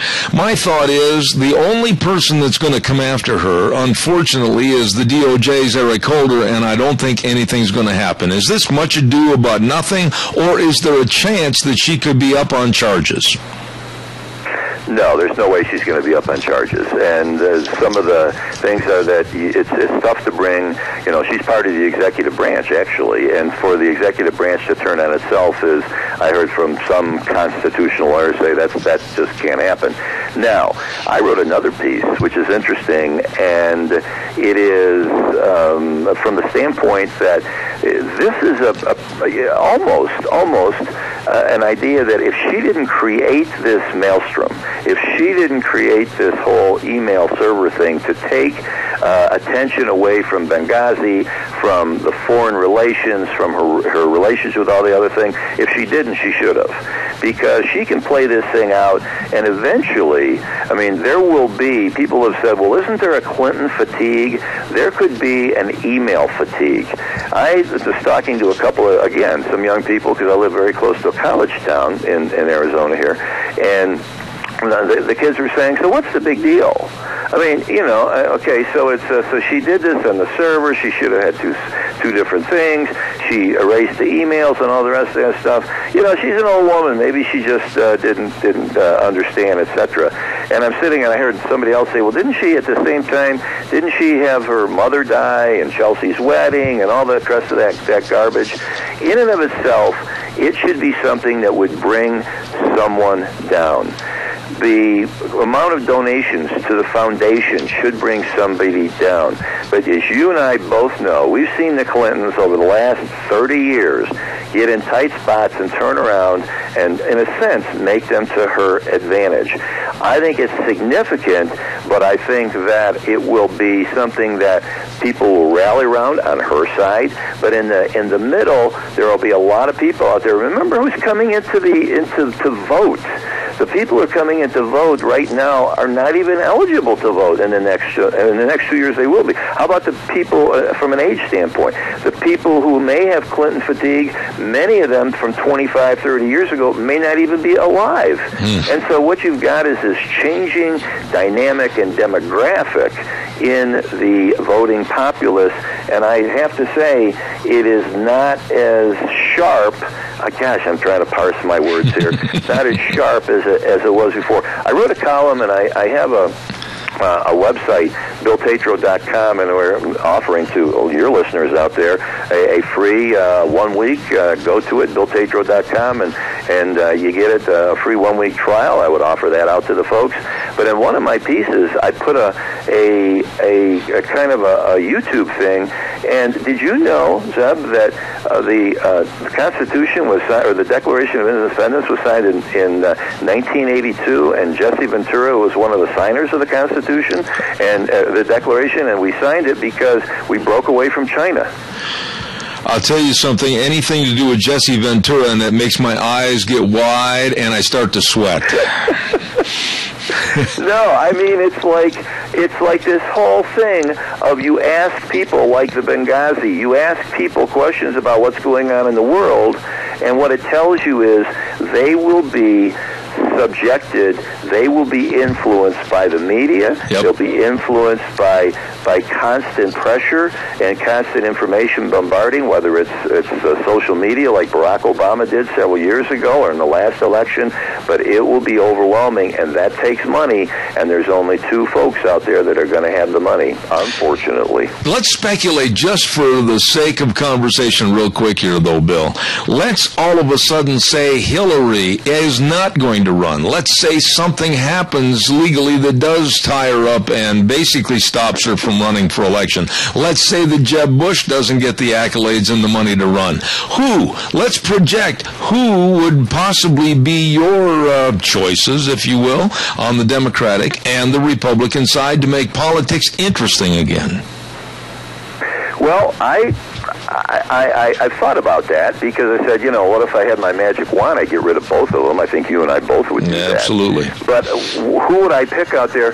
I want to hear more from all of them. I thought I was understanding Marco Rubio, and then I listened to some of the things he says, and I'm a little questionable out there. Rand Paul, I kind of like, and that side. I want to stay on that side of the aisle. I mean, you listen to Elizabeth Warren, who is not enamored by a whole lot of people on Wall Street out there. Love her position on the banks when she was involved in that particular area, but everything else, she is a dyed-in-the-wool, really strong left-wing liberal, and so I would just have to sit back, and I'd like to hear the debates. I'd like to hear people talk, and I mean real debates. I'd like to hear people talking. I would like to find, if you could give me the guy who says and steps up and says, I want to get rid of the Federal Reserve. I want to get rid of the Federal Reserve. I want to reassess our position in the Middle East. I mean, first of all, we're against the Al-Qaeda because they brought down the World Trade Center, and then now we're supporting them in particular areas there. We seem to have the most convoluted foreign policy known to man. It's all to the appease of the defense area and the whole military-industrial complex. But I would like to see on those particular hard questions, give me somebody, as I said earlier, give me somebody who wants to go to the gold standard, which means getting rid of the Federal Reserve, reduce the size of the military, bring the jobs back here by creating tax credits, putting taxes on folks who are over, like an Apple that runs their business overseas and pays no taxes here. I would like to see people addressing those particular issues. Problem, most people who are going to be running for office are bought and paid for. You look at the amount of money when the Supreme Court ruled for the super PACs. How did Jeb Bush raise $100 million in the first quarter? It wasn't from nickels and dimes from you and me. It came from big money. Absolutely. And so when you have all those, I'd like to see people addressing those particular issues, and then I can define who the person is. I don't know who it's going to be. Maybe it's going to be somebody, coming out of Idaho. I don't know. No, I don't right. know who it's going to be. But those are the particular issues. As long as the philosophy stays the same, then I'm afraid we're going to continue. Whether it's Clinton, whether it's Bush, I don't care who it is. The philosophy stays the same. We're going to continue going down the rabbit hole. All right, we've got a quick call, and then I've only got 2 minutes left in this segment. Caller, go ahead with your question for Bill, please. Go ahead fast. Yeah, the last president that tried to get rid of the Federal Reserve, he even printed his own money, was murdered. So whoever does that better be careful. Okay, Bill, do you want to respond to that? Well, if you're talking about Mr. Kennedy, which I think you are, yes, I would say they'd have to be careful because the central banks run the world. But until we get off of fiat currency, and you see the problems we got worldwide, central bankers are the powers. It's not the governments, it's the bankers who control everything. It was Simon Rothschild that once said, if I can control the money of the country, and he said this 100 years ago, if I can control the money of the country, I can control the country. And so that's the big key. But I don't disagree. Whoever takes on the Federal Reserve or the central bankers, yes, better be careful. I want to say thank you to an author, economics expert, and radio talk show host with the show called It's All About Money, Bill Tatro. And by the way, Bill, a closing note, Wisconsin 69, Kentucky 66. That's the final score. For your sake, I hope that's the case. Thank you for being on the program this morning. Seb, thanks for having me on. It's always a pleasure. All right. Thank you, sir. Very nice individual, very knowledgeable individual, and that's, of course, Bill Tatro. And I'm glad to have him on talking about Hillary Clinton and what's going to happen as far as his thoughts on the presidential election between her and very possibly Jeb Bush. We hope not. Oh my, it's time for the weather. And we better get our weather forecast in here, and it's brought to everybody this hour by Riverview Urgent Care and Medical Center at 382 North Overland Avenue in Burley. These are really good folks. Minor emergency, major care, they will see you today. Your health is their number one priority, and they know that being sick or hurt is not ever convenient. So they do their best to make sure that health care is convenient for you. Please remember the number 678-6996. Riverview Urgent Care and Medical Center at 382 North Overland Avenue in Burley. Once again, minor emergencies, major care. Here now, Michael Rogers weather. Hello everyone, Michael Rogers, your Zip at the Ranch. Pop quiz, hot shot. What's the number one thing people hate when it comes to weather in the Magic Valley of South Central Idaho? You've got 2 seconds. 1, 2. Correct answer? The wind. They really do hate it. You got a wind advisory today all the way to 9 o'clock tonight. Look at the wind gusts up to possibly 45 miles an hour. That's what I know because I've lived there for so long. That's what weather people do and how you do the job correctly. You find out what people don't like. You tell them what they don't like about it so they know ahead of time. That's real simple. Sunny all day today. Sunny tomorrow. Temperatures are slow. We got high for today.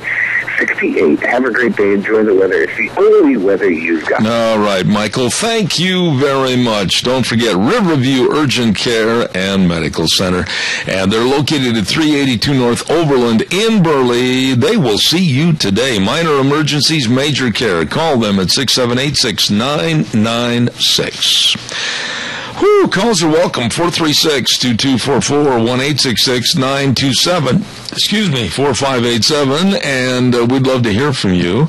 And while I'm waiting for your calls that I know are coming in, hey, you know what? I talked to Kate Rogge not too long ago, and Rogge Auction Company is getting all ready for a great big spring consignment sale. It's going to be held April 11th at 10 a.m. at the Minidoka County Fairgrounds in Rupert.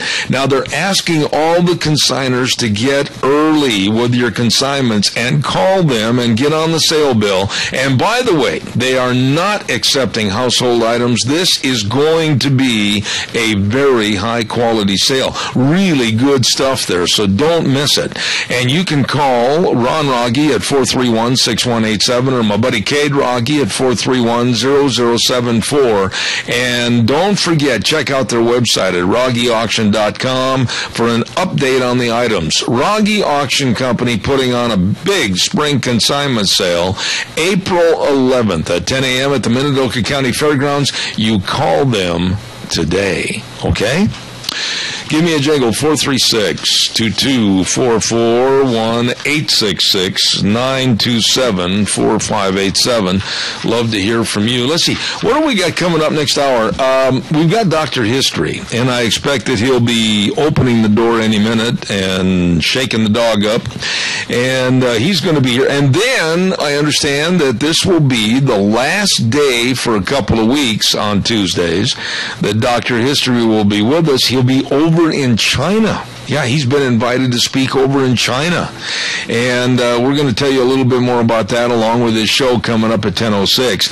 And then we're going to have a gentleman that's a news analyst with the Media Research Center, Jeffrey Meyer, on at 10:30. And we're going to talk a little bit with him about the Indiana religious freedom law and how it's been so distorted by the liberal left as to what actually it is. So don't miss those shows. Also, I want to remind you about Mad River Laser. Hello, Nicole. Hello, Alex Pratt. How are you? Mad River Laser at 502 East Street in Rupert. And the number to call for more information, 436-2293. Now, they can make any of the business promotional items, from the pens to the caps to the jackets to the T-shirts to the sweatshirts. And by the way, to all the ladies that are going to be going to the upcoming Women's Expo, they will make all your banners in full color. And if you mention my name, they're 25% off. Well, you'd better get a hold of her today. Nicole at Mad River Laser, 502 East Street in Rupert. Number to call again, 436-2293. They are good. All right, give us a call, 436-2244, 1-866-927-4587. I'd like to hear from you. Oh, and coming up, starting on Thursday, one of my favorite people to have on my radio program, and that's the lovely Miss Vicki with Vicky's Country Gardens at 185 South 600 West of Paul. And at 10:32 on Thursdays, from now until probably the end of the summer and the growing season, she's going to be on with Gardening for Idiots, which was named after me because I don't know anything about gardening. And it's going to be at 10:32 on Thursdays. So don't miss it. And if you have any questions about gardening and what to do right now to get everything in preparation for your garden and what to plant and how to take care of it and everything, please, if you would send those questions to me, zeb@theranch@hotmail.com. Zeb at the Ranch, those are 4 words, then the @ hotmail.com, and then we'll use those on the air when we have the interview with Vicki at Vicky's Country Gardens on Thursday, once again. And the number to call over there to her is 438-5663, or you can call her cell phone, 431-5667, Vicky's Country Gardens. Going to be a lot of fun. I'm looking forward to it. Let's see, what else have we got here for this hour? We are going to take a little break for a few minutes and listen to the CBS News, and then get ready for Dr. History to come through the door. And let's see, what else have we got cooking? Nothing, I guess, right now. The Governor for a Day, Capital for a Day celebration is going to be over at Heyburn. It started at 9 o'clock this morning. Stop over and see the governor and talk to the other people that are there. I know they'd really welcome shaking your hand and hearing what you have to say about politics at Heyburn this morning. That is the Capital for the Day. Right now, back over to Wheels. We'll be back in 6 minutes. Don't go away.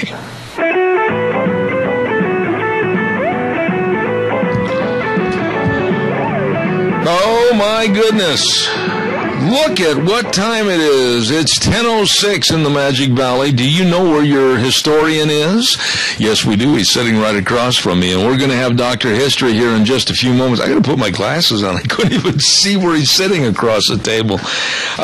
We've got a whole bunch of things to tell you about. Zeb at the Ranch, I'm Zeb Bell with our major sponsor, your Magic Valley Les Schwab Tire Centers, all 7 locations serving you with the Big Spring Tire Sale.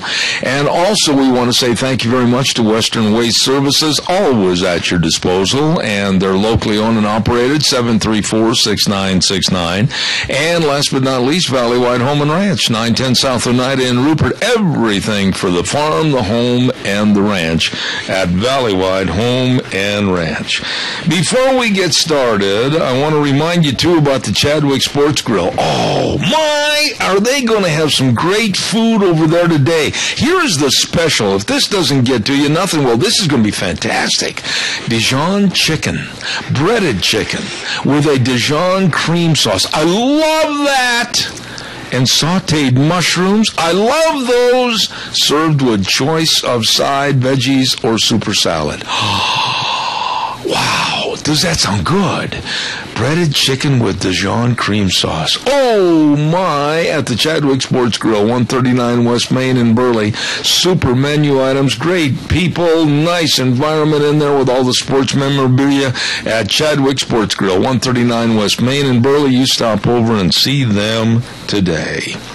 Also, I want to tell you real quick that this next program you're about ready to hear is, of course, Dr. History. And Dr. History is brought to you by our dear friends at Minnecasia Sales. What a business. They got everything over there. They've got windows and doors and garage doors and lumber and carpet and vinyl and metal siding and tile. And they can do countertops. And they've got all the Tartar Farm and Ranch equipment. I mean, when you say the word everything, they've got it at Minnecasia Sales, 1321 East Main in Burley, right across from the Burley Airport. Minnecasia Sales. And now, without further ado, here he is, the great gray-headed one, Dr. History. Good morning, Zeb. How are you? It is gray and thin. And it's not as gray as mine. You still have a little color. Little. I am a snowflake. A pudgy little snowflake. I can see a little brown in there, but not much. Not much. Used to be blonde, but anyhow. Now, here you are, and you're going to tell us a very interesting story about what this morning? Well, we're going to go clear back to the early 1800s to Lewis and Clark. Oh, my. Here we go. Naked mountain men again. Nope, just Lewis and Clark. Oh, okay. Now, actually, I'm going to talk about medicine and Lewis and Clark. They didn't have any. Well, surprisingly, you'll be surprised. Probably. Surprisingly so. Gee! That was a statement, wasn't it? All right. Well, okay. You know, they had no degrees, Meriwether Lewis and William Clark, but they were the first healers from the so-called civilized part of the United States to come to the western frontier. Their previous Army experience and later performance throughout this grand adventure qualified them as physicians at that time in history. You're kidding me. No, but the ability of Lewis and Clark to care for their group of guys and the medical services that they were able to trade for help from the Indians along the way made a major contribution to the final success of this, what we know of course, as the Voyage of Discovery or the Lewis and Clark expedition. Where did they start from? Let's see, was it St. Louis? I thought it was St. Louis, but I'm not sure. Didn't they go down I was going to say the Hudson River. Weren't they from back further east? Oh, yeah, they both were in the Civil War. Yeah. And so, but that's who Jefferson chose for this. Right. But now Charbonneau was hired along with his Indian wife, Sacagawea, which we've told stories about. Yeah. And so the total was 32 people, including the couple's infant son, Jean-Baptiste.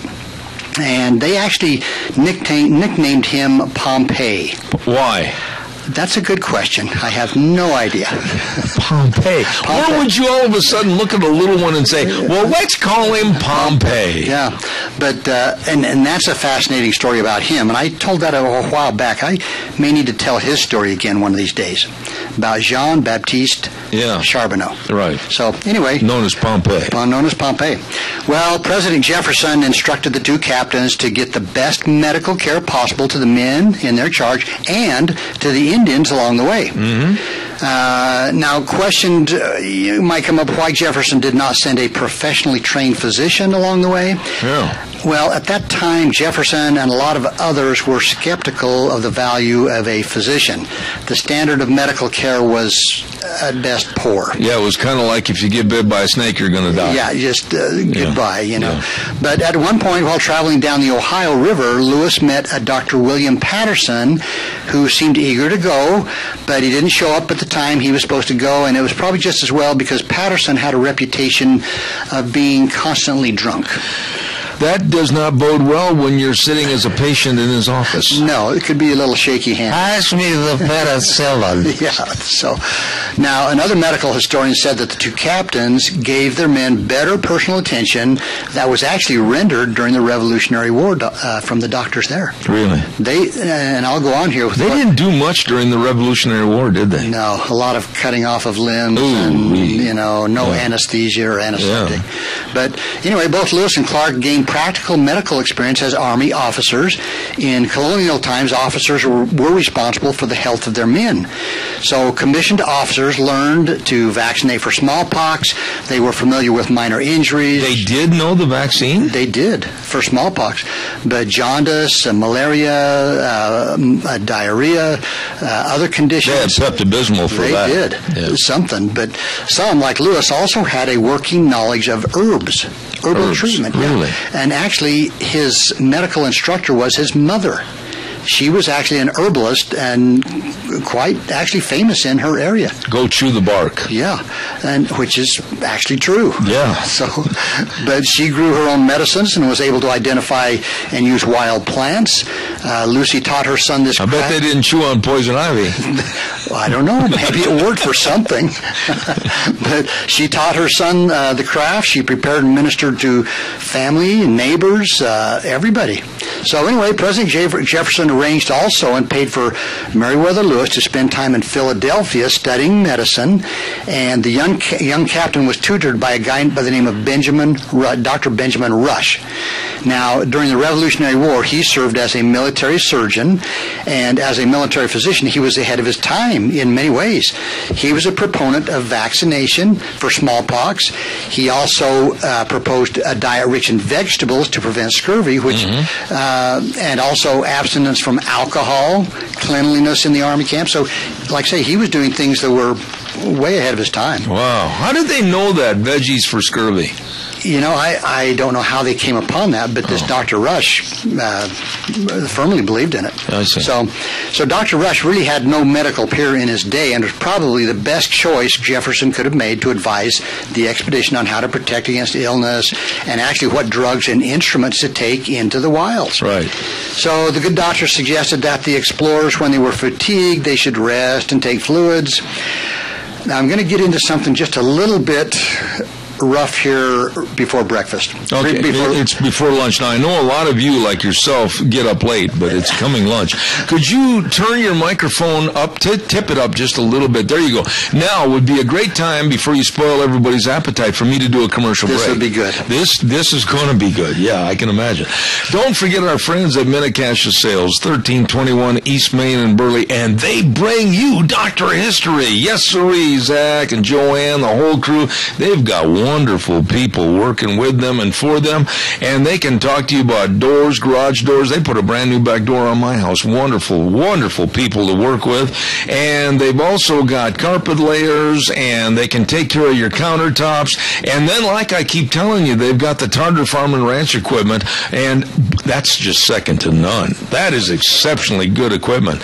And they're right across from the Burley Airport, Mini-Cash Sales. Look them up today or give them a call. They're located at 1321 East Main in Burley. The number 878-2091. And now back to Dr. History, because he's going to make you sick. Here we go. And I'm just going to go right from my source here. Okay. This Dr. Rush said that opening of the bowels by means of 1, 2, or more of these purging pills was indicated. So following Rush's advice, the expedition carried 50 dozen of the doctor's pills, which was a strong purgative containing calomel, which according to Dr. Rush would, and I'm going to quote, gently open the bowels, which was an understatement of the century. This combination of drugs produced, and I'm going to quote directly from the book, an explosive intestinal passage, and became known by all those who used these pills as thunderclappers. And I would imagine one could hear all the way down the river, "Let me out of the canoe!" We're just going to move right along here. You already messed it up. I know. That's a bad terminology. Yes, thunderclappers. Well, in reality, of course, it was not beneficial. Indeed, it was harmful. And although one time Clark himself was sick, and he took 5 thunderclappers at once, but it says that that was a storm. That wasn't a thunderclap. Well, but he said he didn't have any side effects. Really? So evidently it didn't work on everybody. Anyway. Really, I'm at a loss as to what to say. Let's just move on. How's that? Well, Dr. Rush preached also that bleeding was beneficial for most ailments, even hemorrhage.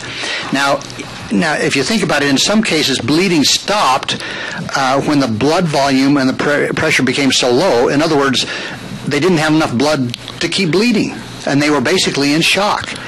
And so the bleeding method, that wasn't a real smart idea. No, and they used to actually bleed cattle and horses. Oh, my, yeah. So, anyway, Clark's education had been much less formal than Lewis's, but he knew a great deal about the West and was an exceptional leader. His understanding of human nature and hands-on approach to health care made him a popular healer, especially with the Indians. Now, in Lewis and Clark's time, medical methods of the trained physicians, army medics, the home remedies, the Indian healers, all kind of came together for the healthcare practitioner.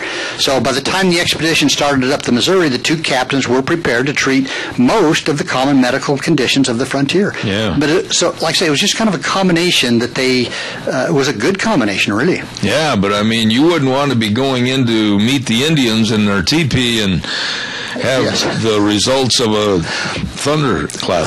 That's right. Yeah. Well, anyway, the Corps of Discovery's medical supplies included a number of useful drugs in common use at that time. Yeah. So they were well prepared. Now, liquor was used not only as a medicine, but also as a stimulant for poor spirits and an antidote against the cold and the wet. And it was probably also used as an anesthetic. We've talked about that before. Especially after a thunderclap. Oh, man. But the expedition also carried a variety of purgatives. Purgatives? Okay, the thrust of the medical philosophy at the time was to get the body rid of toxins, and any treatment that caused an evacuation from the upper or lower intestinal tract was considered good. So they would use stuff to induce vomiting. So again, holy smokes! Am I glad I had some good sponsors on this program? That's right. But and again, doctors of the day recommended therapeutic bleeding for many ailments. Now the captains knew how to bleed patients, but they cut them with a knife. Yeah, in an artery. Oh. But they didn't use this very much, so they used some common sense. Now, Clark wrote that there was a Sergeant Pryor that put his shoulder out of place and said it took 4 tries before they would get the shoulder reduced. And at that time, as even now, the most popular routine was traction, where you actually put your foot in the patient's armpit and pull. I thought maybe you tied him on the back of the canoe or something. No, and I've that's been done just not that many years ago. Really? The same technique, yeah. Ooh. But a lot of times nowadays, of course, they would put them out under anesthesia. So. Yeah. But now the captains did employ the technique of bloodletting. In some cases, they actually bled Sacagawea in an attempt to bring a fever down because she was suffering from an infection. And despite the bloodletting, she did recover. Oh. So now skin inflammations referred to as tumors or biles became a common ailment that troubled the troop throughout the journey. Where did they get them from? I don't know. Just maybe from straps over their shoulders, or pulling on the ropes. Yeah, I'm not sure. But other common problems naturally were fractures, joint dislocations, cuts. People were getting hurt all the time. They were. But if you think about where they were going, now foot injuries were particularly frequent. You drop a canoe on your foot? Well, the rocks and the sagebrush and the all the stuff they had to walk through, the prickly pears. But now frostbite was another concern, and while at the Mandan encampment, Clark actually sawed off the gangrenous toes of a Mandan child and saved the child. Really? Yeah. But Lewis and Clark themselves became sick on several occasions themselves, and Clark suffered from frequent chills and constant muscle aches, so they think that he probably had Colorado tick fever, which of course is transmitted by wood ticks. Yeah, here comes another thunderclapper. But and throughout the trip, yes, the water contributed to a certain condition. So you couldn't trust the water back then? Well, if you think about it, sometimes, dead animals. Oh, my one thing goodness. But they would just drink, out of the river, out of the water. So, but there was a lot of luck involved in the traveler's survival. For example, grizzly bear encounters were frequent, especially in Montana. But not one man was injured by a bear. Really? Not once. Now, one day Lewis was chased into the Missouri River by a grizzly bear. Same day he was charged by 3 bull buffaloes, and the next morning he woke up with a rattlesnake coiled at his feet. Oh! Well, one of the reasons they never got bitten by a bear or eaten by a bear is because that bear was scared of those thunderclappers. That's right. Didn't want to get that in his system. Oh, my. No. Can you imagine that bear if you forced one down his throat? That bear would never mind. He'd be gone. He's gone. But now, speaking of rattlesnakes, they saw a lot of rattlesnakes, but only one snake bite was recorded. Really? And the guy, his name was Joseph Field, was bitten and down by the ankle. And although he suffered swelling and pain, he responded to a poultice of bark and gunpowder. They used to use gunpowder for a lot of wounds. There's a remark there, but I'm not. You're not going. Okay, all right. Now, unfortunately, this guy eventually did die. The Sergeant Charles Floyd. No, another guy, Charles Floyd. Yeah. But his illness was almost certainly due to a burst appendix. And back in those days, even if you'd been in a Sidley hospital, a burst appendix, you were done. Yeah. So. Okay. But anyway, the captains treated some of the Indians, the Mandan Indian ailments. It's a good thing they didn't practice something that wasn't going to make them better. But they doctored the Chinook Indians, the Klickitats, the Nez Perce. Easy for you to say. And other Indians along the way. Yeah. So they really served the Indians well. In fact, Clark even splinted some broken legs using sticks. And now, something I didn't realize, but a lot of the tribes along the Columbia suffered from eye disorders, but the captains had some eye washes.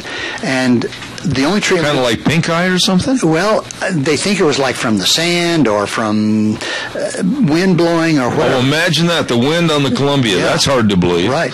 But they had this eye wash, and that was the only treatment available. Really? But it was very successful. Was that gunpowder too? I don't think so. I don't know what it was. But it helped the Indians. So now, while the expedition camped with the Nez Perce Indians waiting for the snows to melt, Clark practiced medicine every morning during their stay with the Nez Perce. Clark's patients were lined up and waiting. Really? And Clark's medical know-how paid for over 60 desperately needed horses. Really? Yeah. So the captains also learned some medical lore from the Indians. Both of them were impressed with the Indians' use of sweat baths in the treatment of certain ailments. And it's interesting the Indians trusted him that much, like in the case of that child that cut the child's toes off. Right. I mean, I always thought the Indians were very wary of the white man's medicine. Well, and they were. And on the other side of that coin, there's been times when the white men, I know there was a time in a fort that the colonel of the fort had the Indian medicine man come in and saved his child's life. Really? With Indian medicine. Oh, my. But I don't remember the details of that. Yeah. But anyway, the Indians also taught the explorers how to make pemmican, which was a staple food of the Indians. They just chewed that up and left it lay, didn't they? I think so. I've never tried it myself. But in addition, the Indians showed them how to find edible plants and how to prepare skins for clothing. And I know we're about out of time here. Give me the high sign when you're ready. So I'm just going to keep going. Okay. But one of the most serious episodes was Sacagawea's illness in 1805. Now, Clark said that in 1805, he quotes, "Our Indian woman, sick and low-spirited, I gave her the back and apply it extremely to her region, which revived her much." So whatever that was and whatever it did, she was 16 years old. What was the problem? They think sometimes... She was only 16 years of age? Yeah. I didn't know that. Yeah, and at this point she had the young child with her, So anyway, but she came out of it and was okay. Did we ever have any pictures ever recorded of Sacagawea or any artists' drawings? There are artist renditions, but nobody really knows. Not really. But anyway, she recovered, and little Pompey also got sick at one time, and Lewis accurately diagnosed the problem, and the child was treated, and about 5 days later, the child was fine. Oh, my goodness. I'm raising my hand now. All right. Okay. I'm not done, but we're done. Yeah, I'm not done, but we're done.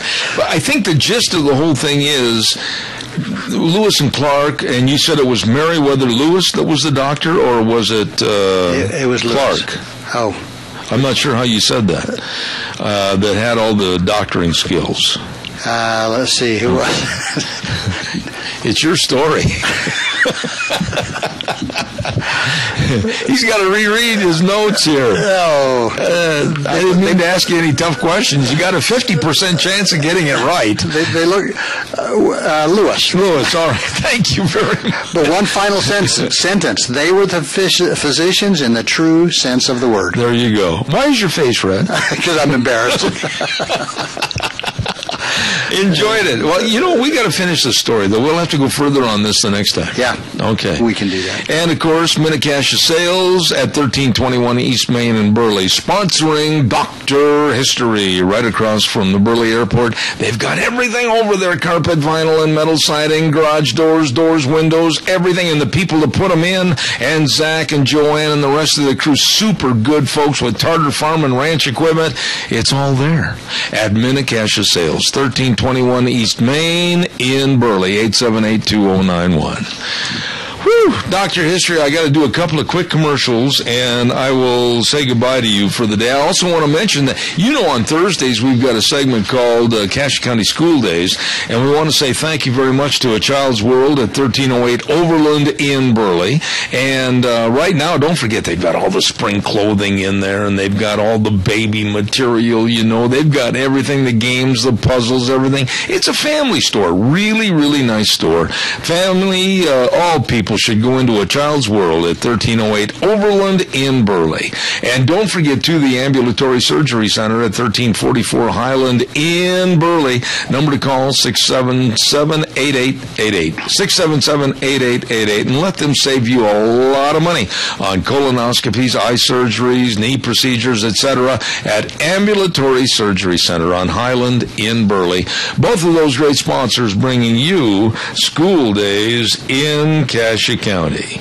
I want to tell you, too, real quick about the Goody Shop. Now, if you haven't been to the Goody Shop or called those folks, do it. Oh, my goodness. They've got Easter baskets. You can make one up, or they can create it for you, and they've got all kinds of great ideas, and for the man's basket, jerky, fruit, peanuts, brownies, everything in the kids' baskets. Oh, it's delicious. Order now for your Easter basket from the Goody Shop. And they've got delicious sandwiches and salads. Oh, my goodness. 133 West Main in Burley. The Goody Shop, 647-0106. Hey, I'm right on time for a change. We'll send it back over to our main studios, and we'll be back in 3 minutes. Don't go away. And now back to Zeb at the Ranch on AM 1230 KVAR. To reach Zeb, call 436-2244 or toll free 1-866-927-4587. And now, here is Zeb Bell. Oh, thank you very much, and welcome back to our last half hour. And we got to take care of some good bills here. And our bills include talking about Burley Physical Therapy and Rehabilitation, 1263 Bennett Avenue, Suite 2 in Burley. I'm telling you, these folks are so good. Nick Greenwell, physical therapist, and all of his staff, including Orlando Geraldo, and he's been with the staff since 2012, and born and raised in Colombia, South America, and one of the really, really nice people over there at Burley Physical Therapy and Rehabilitation. He loves to play soccer and be with his family and help you. Great mix of exercises and all the sports medicine, and they've got the only hydrotherapy pool with the treadmill and everything. I use that. I love that. And they will help you get back to being you. 678-1191, the number to call for an appointment at Burley Physical Therapy and Rehabilitation, 1263 Bennett Avenue, Suite 2 in Burley. Really, really good, folks. While I have just a minute here, I also want to remind you about Streamline Precision. Let's not forget our great friends over there, serving you with the best of building. Yes, construction is the name of the game for them. Streamline Precision, a family of companies providing construction, excavation, and fabrication services. And you need to remember where they're located. Streamline Precision at 120 South, 100 West of Burley. And the number to call, 431-7314. Right next to Dot Foods. You call Tim for your estimates on building on your property, whether it's grain bins for on-the-farm storage or whether it's any kind of manufactured building, construction, excavation. They can take care of it for you, along with all the concrete for mangers and feed alleys, trenching for pipelines, and they're currently building the brand new Funk Dairy right over here south of Murtaugh. Great folks that know their business. Streamline Precision. Call them at 431-7314. Professionals building for you. Right now, let's get on the phone line. And with us from the Media Research Center as a news analyst, a bit my tongue, here is Jeffrey Meyer. Good morning, Jeffrey. How are you? Good. How are you doing this morning? Well, just not too bad. I really appreciate the opportunity to have you on the air this morning and talking about a Indiana religious freedom law that for some strange reason, and I mean that when I say strange reason, everybody is up in arms about. Give us a little background on this, would you please? Well, yeah, the media seems to not understand what this law really does. And from looks at it, the law, what it does is it essentially allows private businesses, when the state government passes a law that potentially could infringe on their religious rights, to then use the law as a shield to protect themselves against the state if a state passes a law that can infringe on their rights. And so that's really the crux of it. It's, for example, if the state of Indiana passed a law mandating that all private businesses, for example, had to cover abortion services, but a religious organization didn't want to have to cover that, that will be an example where they can use this law to protect themselves, say it violates my religious beliefs. And it's sort of that thing. It's when the government is encroaching too much on religious values, the private companies can use that as an argument in court. You know, Jeff, I got to be honest with you. I've read the law, and I've talked to many people back in Indianapolis, and this law is not a new law. As a matter of fact, this law is in 19 other states, including Kentucky and Illinois. And basically, if I'm wrong, tell me I'm wrong. It's a law that basically says if you're on the side of the gay, lesbian, and transgenders, and you're going to demand that I do something for you, and it's against my religious beliefs, I don't have to, and I'm not going to.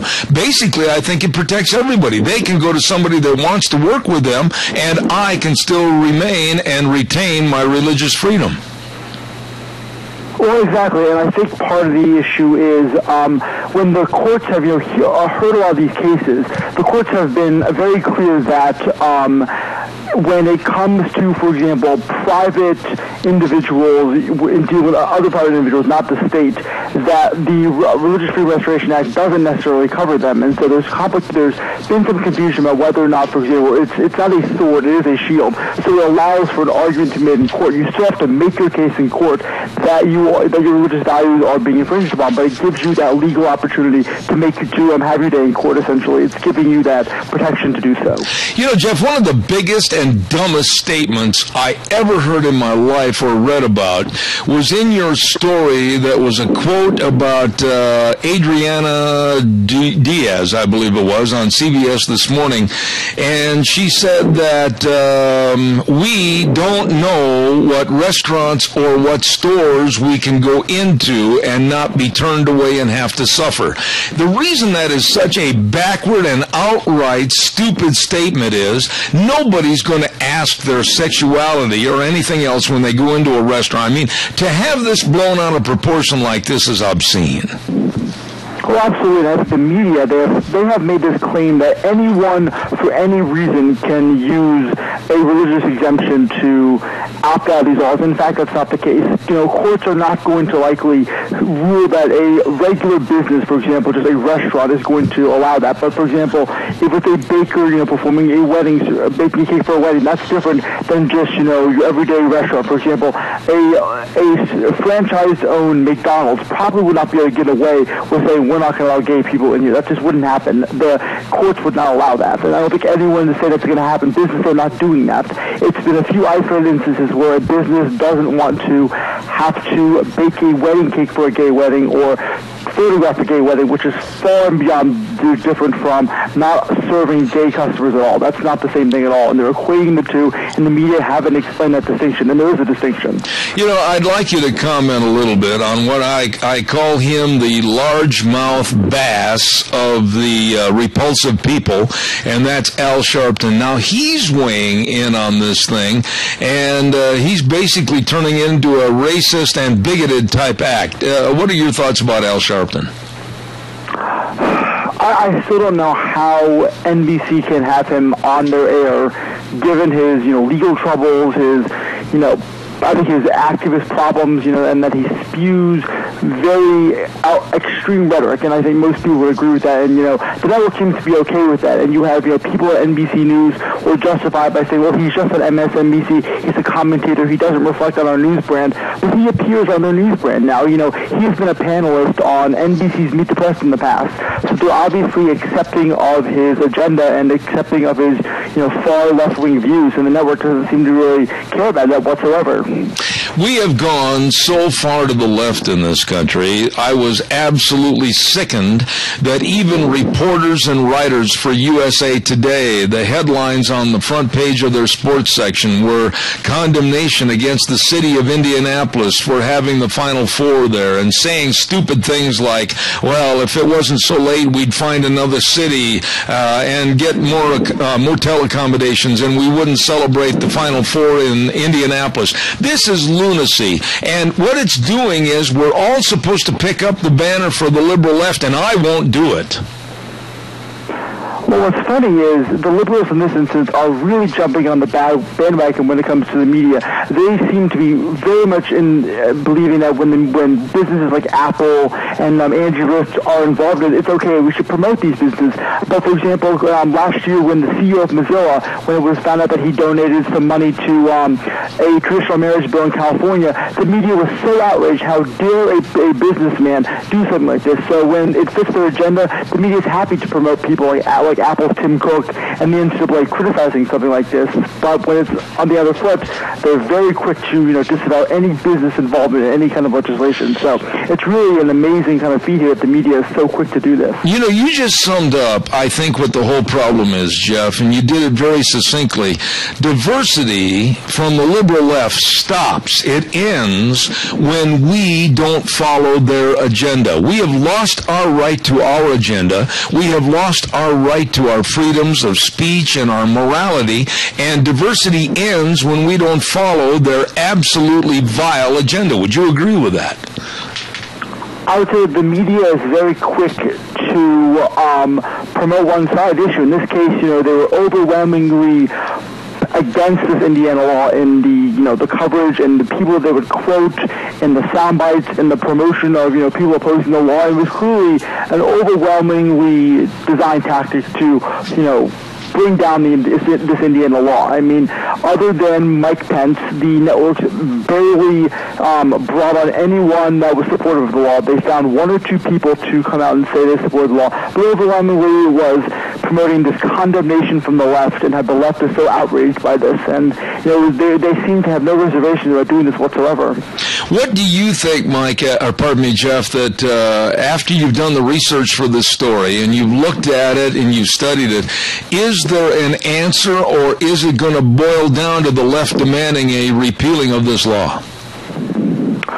Well, I watched, the press conference today from Mike Pence, and he said he's not going to repeal the law. He's going to clarify the law. He wants to make sure that, there isn't any confusion from anyone, that, you can just walk into a business if you're gay or anyone and get denied service. He wants to make that crystal clear, and I think he is not giving in pressure to the left. He did say that he could have explained the law better himself, and I think some people on the right agreed he could have done a better job, but he's not backing down. He's not giving in to pressure, and you've seen a lot of people that have stood by him. They said, just because people misconstrue this law, a law that 19 other states have the exact same kind of law, and he's not going to back down just because some people are pressuring him. And I think the media is probably pretty upset about that. I think they're going to probably call him defiant and, not backing down as a negative thing. But I think in his case, he probably sees this as doing what is right for the people of his state, and just simply going along and making a law in his state that just reflects what other states have. And let's back up a little bit and remind everybody, those that think they're so sanctimonious on the left, it was Bill Clinton that originally signed those laws previously into those other states in action, wasn't it? Absolutely, and actually it was kind of funny, though.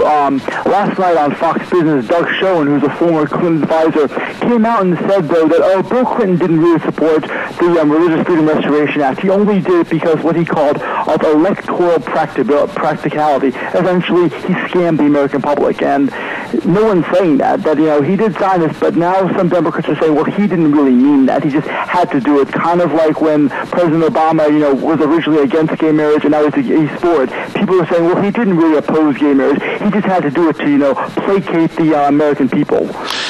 Jeff, this is a situation, unfortunately, that I think is going to get bigger in its context. And then, of course, you have your rabble-rousers and troublemakers like Al Sharpton, and I'm sure somehow Jesse Jackson and others will get in there because that's how they make their money.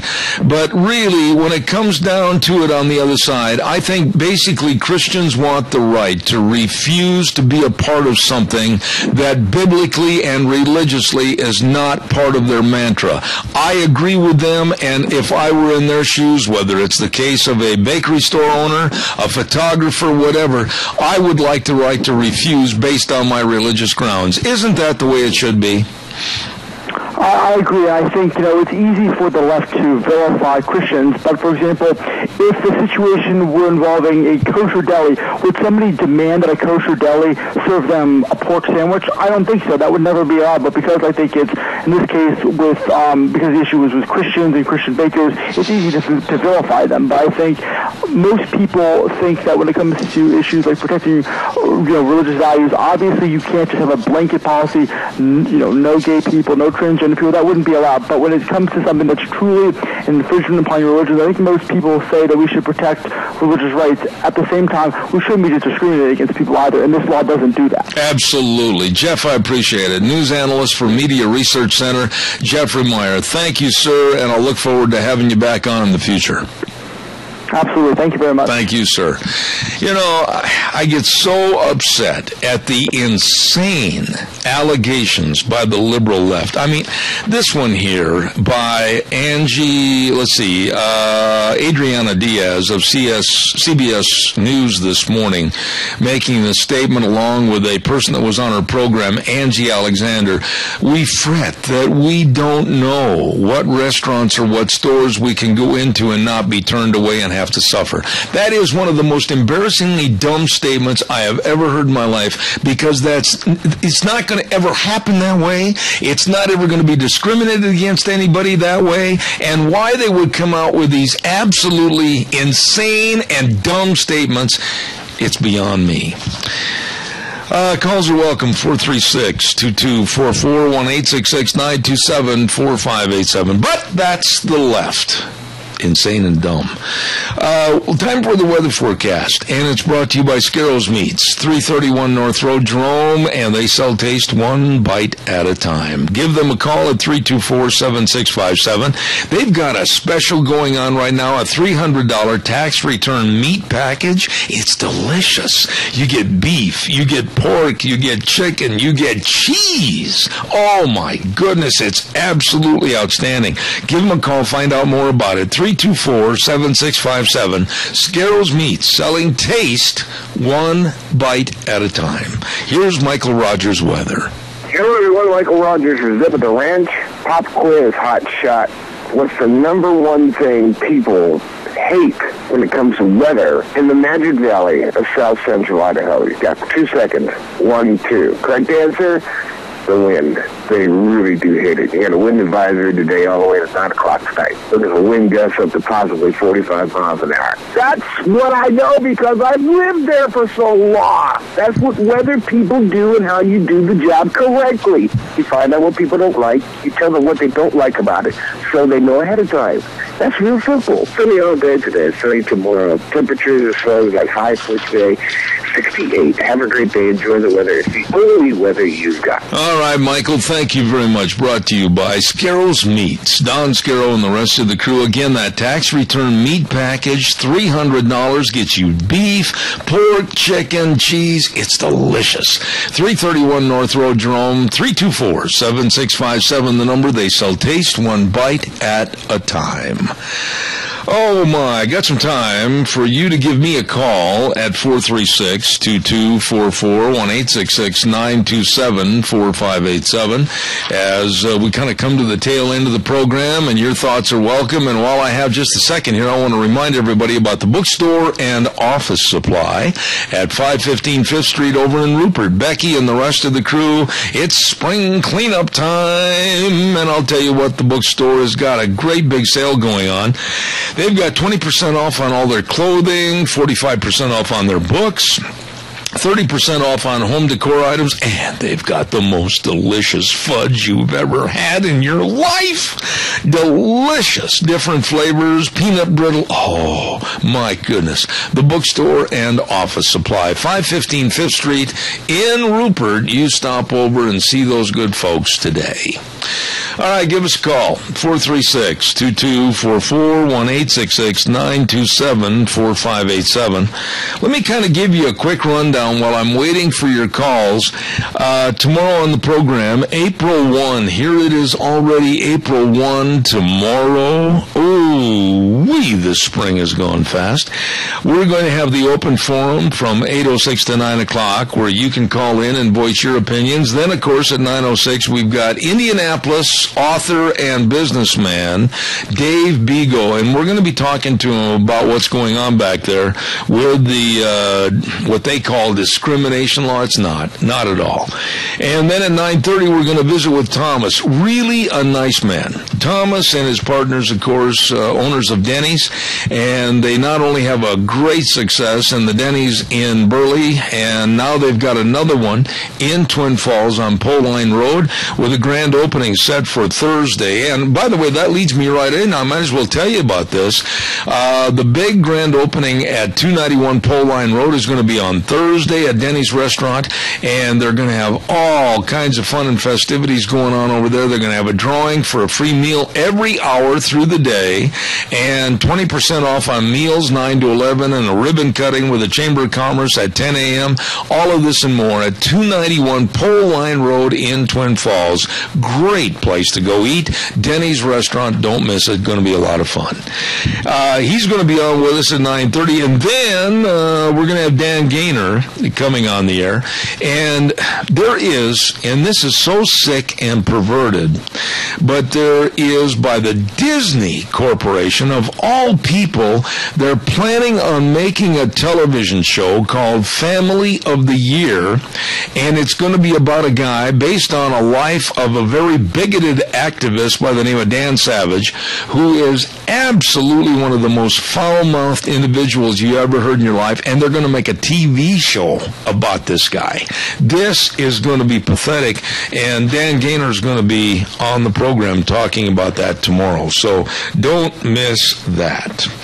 Right now, as I wait for your calls, I want to remind you about our Magic Valley Les Schwab Tire Centers. Oh my, big spring tire sale. Losing my voice this morning.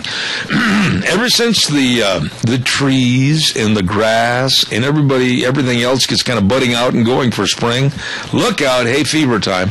Anyway, spring tire sale going on at your Magic Valley Les Schwab Tire Centers.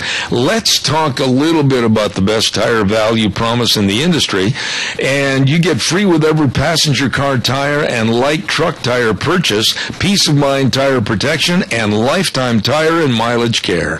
And they've got a lot of their best tires on sale, like the Ultra Z900. What a passenger car tire, all-season design and up to an 80,000-mile warranty, depending on the size. Woo, you better check that out today. Along with the best in brake service, the best in front-end alignment, shocks and struts, and don't forget, the best in batteries. It's all there at all 7 locations. Lane and Rupert, Dave on Blue Lakes and Twin, Mike and Buell, Mike and Jerome, the Twist family in Paul, John on Pole Line Twin Falls, and Randy on Overland and Burley. Your Magic Valley Les Schwab Tire Centers. Absolutely the best. All right, your turn. Give me a jingle on the landline, 436-2244, 1-866-927-4587. We have, and you know this, excuse me, a young man over at our studios that is fairly new to the program, and he's done an outstanding job his first 2 weeks on the job. Hello, Wheels. Turn your microphone on. How's everything going over there for you? He's gone. Everything's good. Are you enjoying the job so far? Yeah, I really do. I can sit back in my chair and listen to what you have to talk about and listen to the people that come onto the show, and it's interesting. Yeah, but it's not all peaches and cream over there running that board, answering the calls, making sure all the calls get through and everything stays on the air, is it? Sometimes things run smoothly like they should, and then there's times where, you know, you just gotta shuffle through the phone and try to keep up with everything, but all right. It's going good. I'm getting used to it. Hey, let me ask you a question. Did you want to get involved in the radio business, or is this kind of a haphazard occurrence?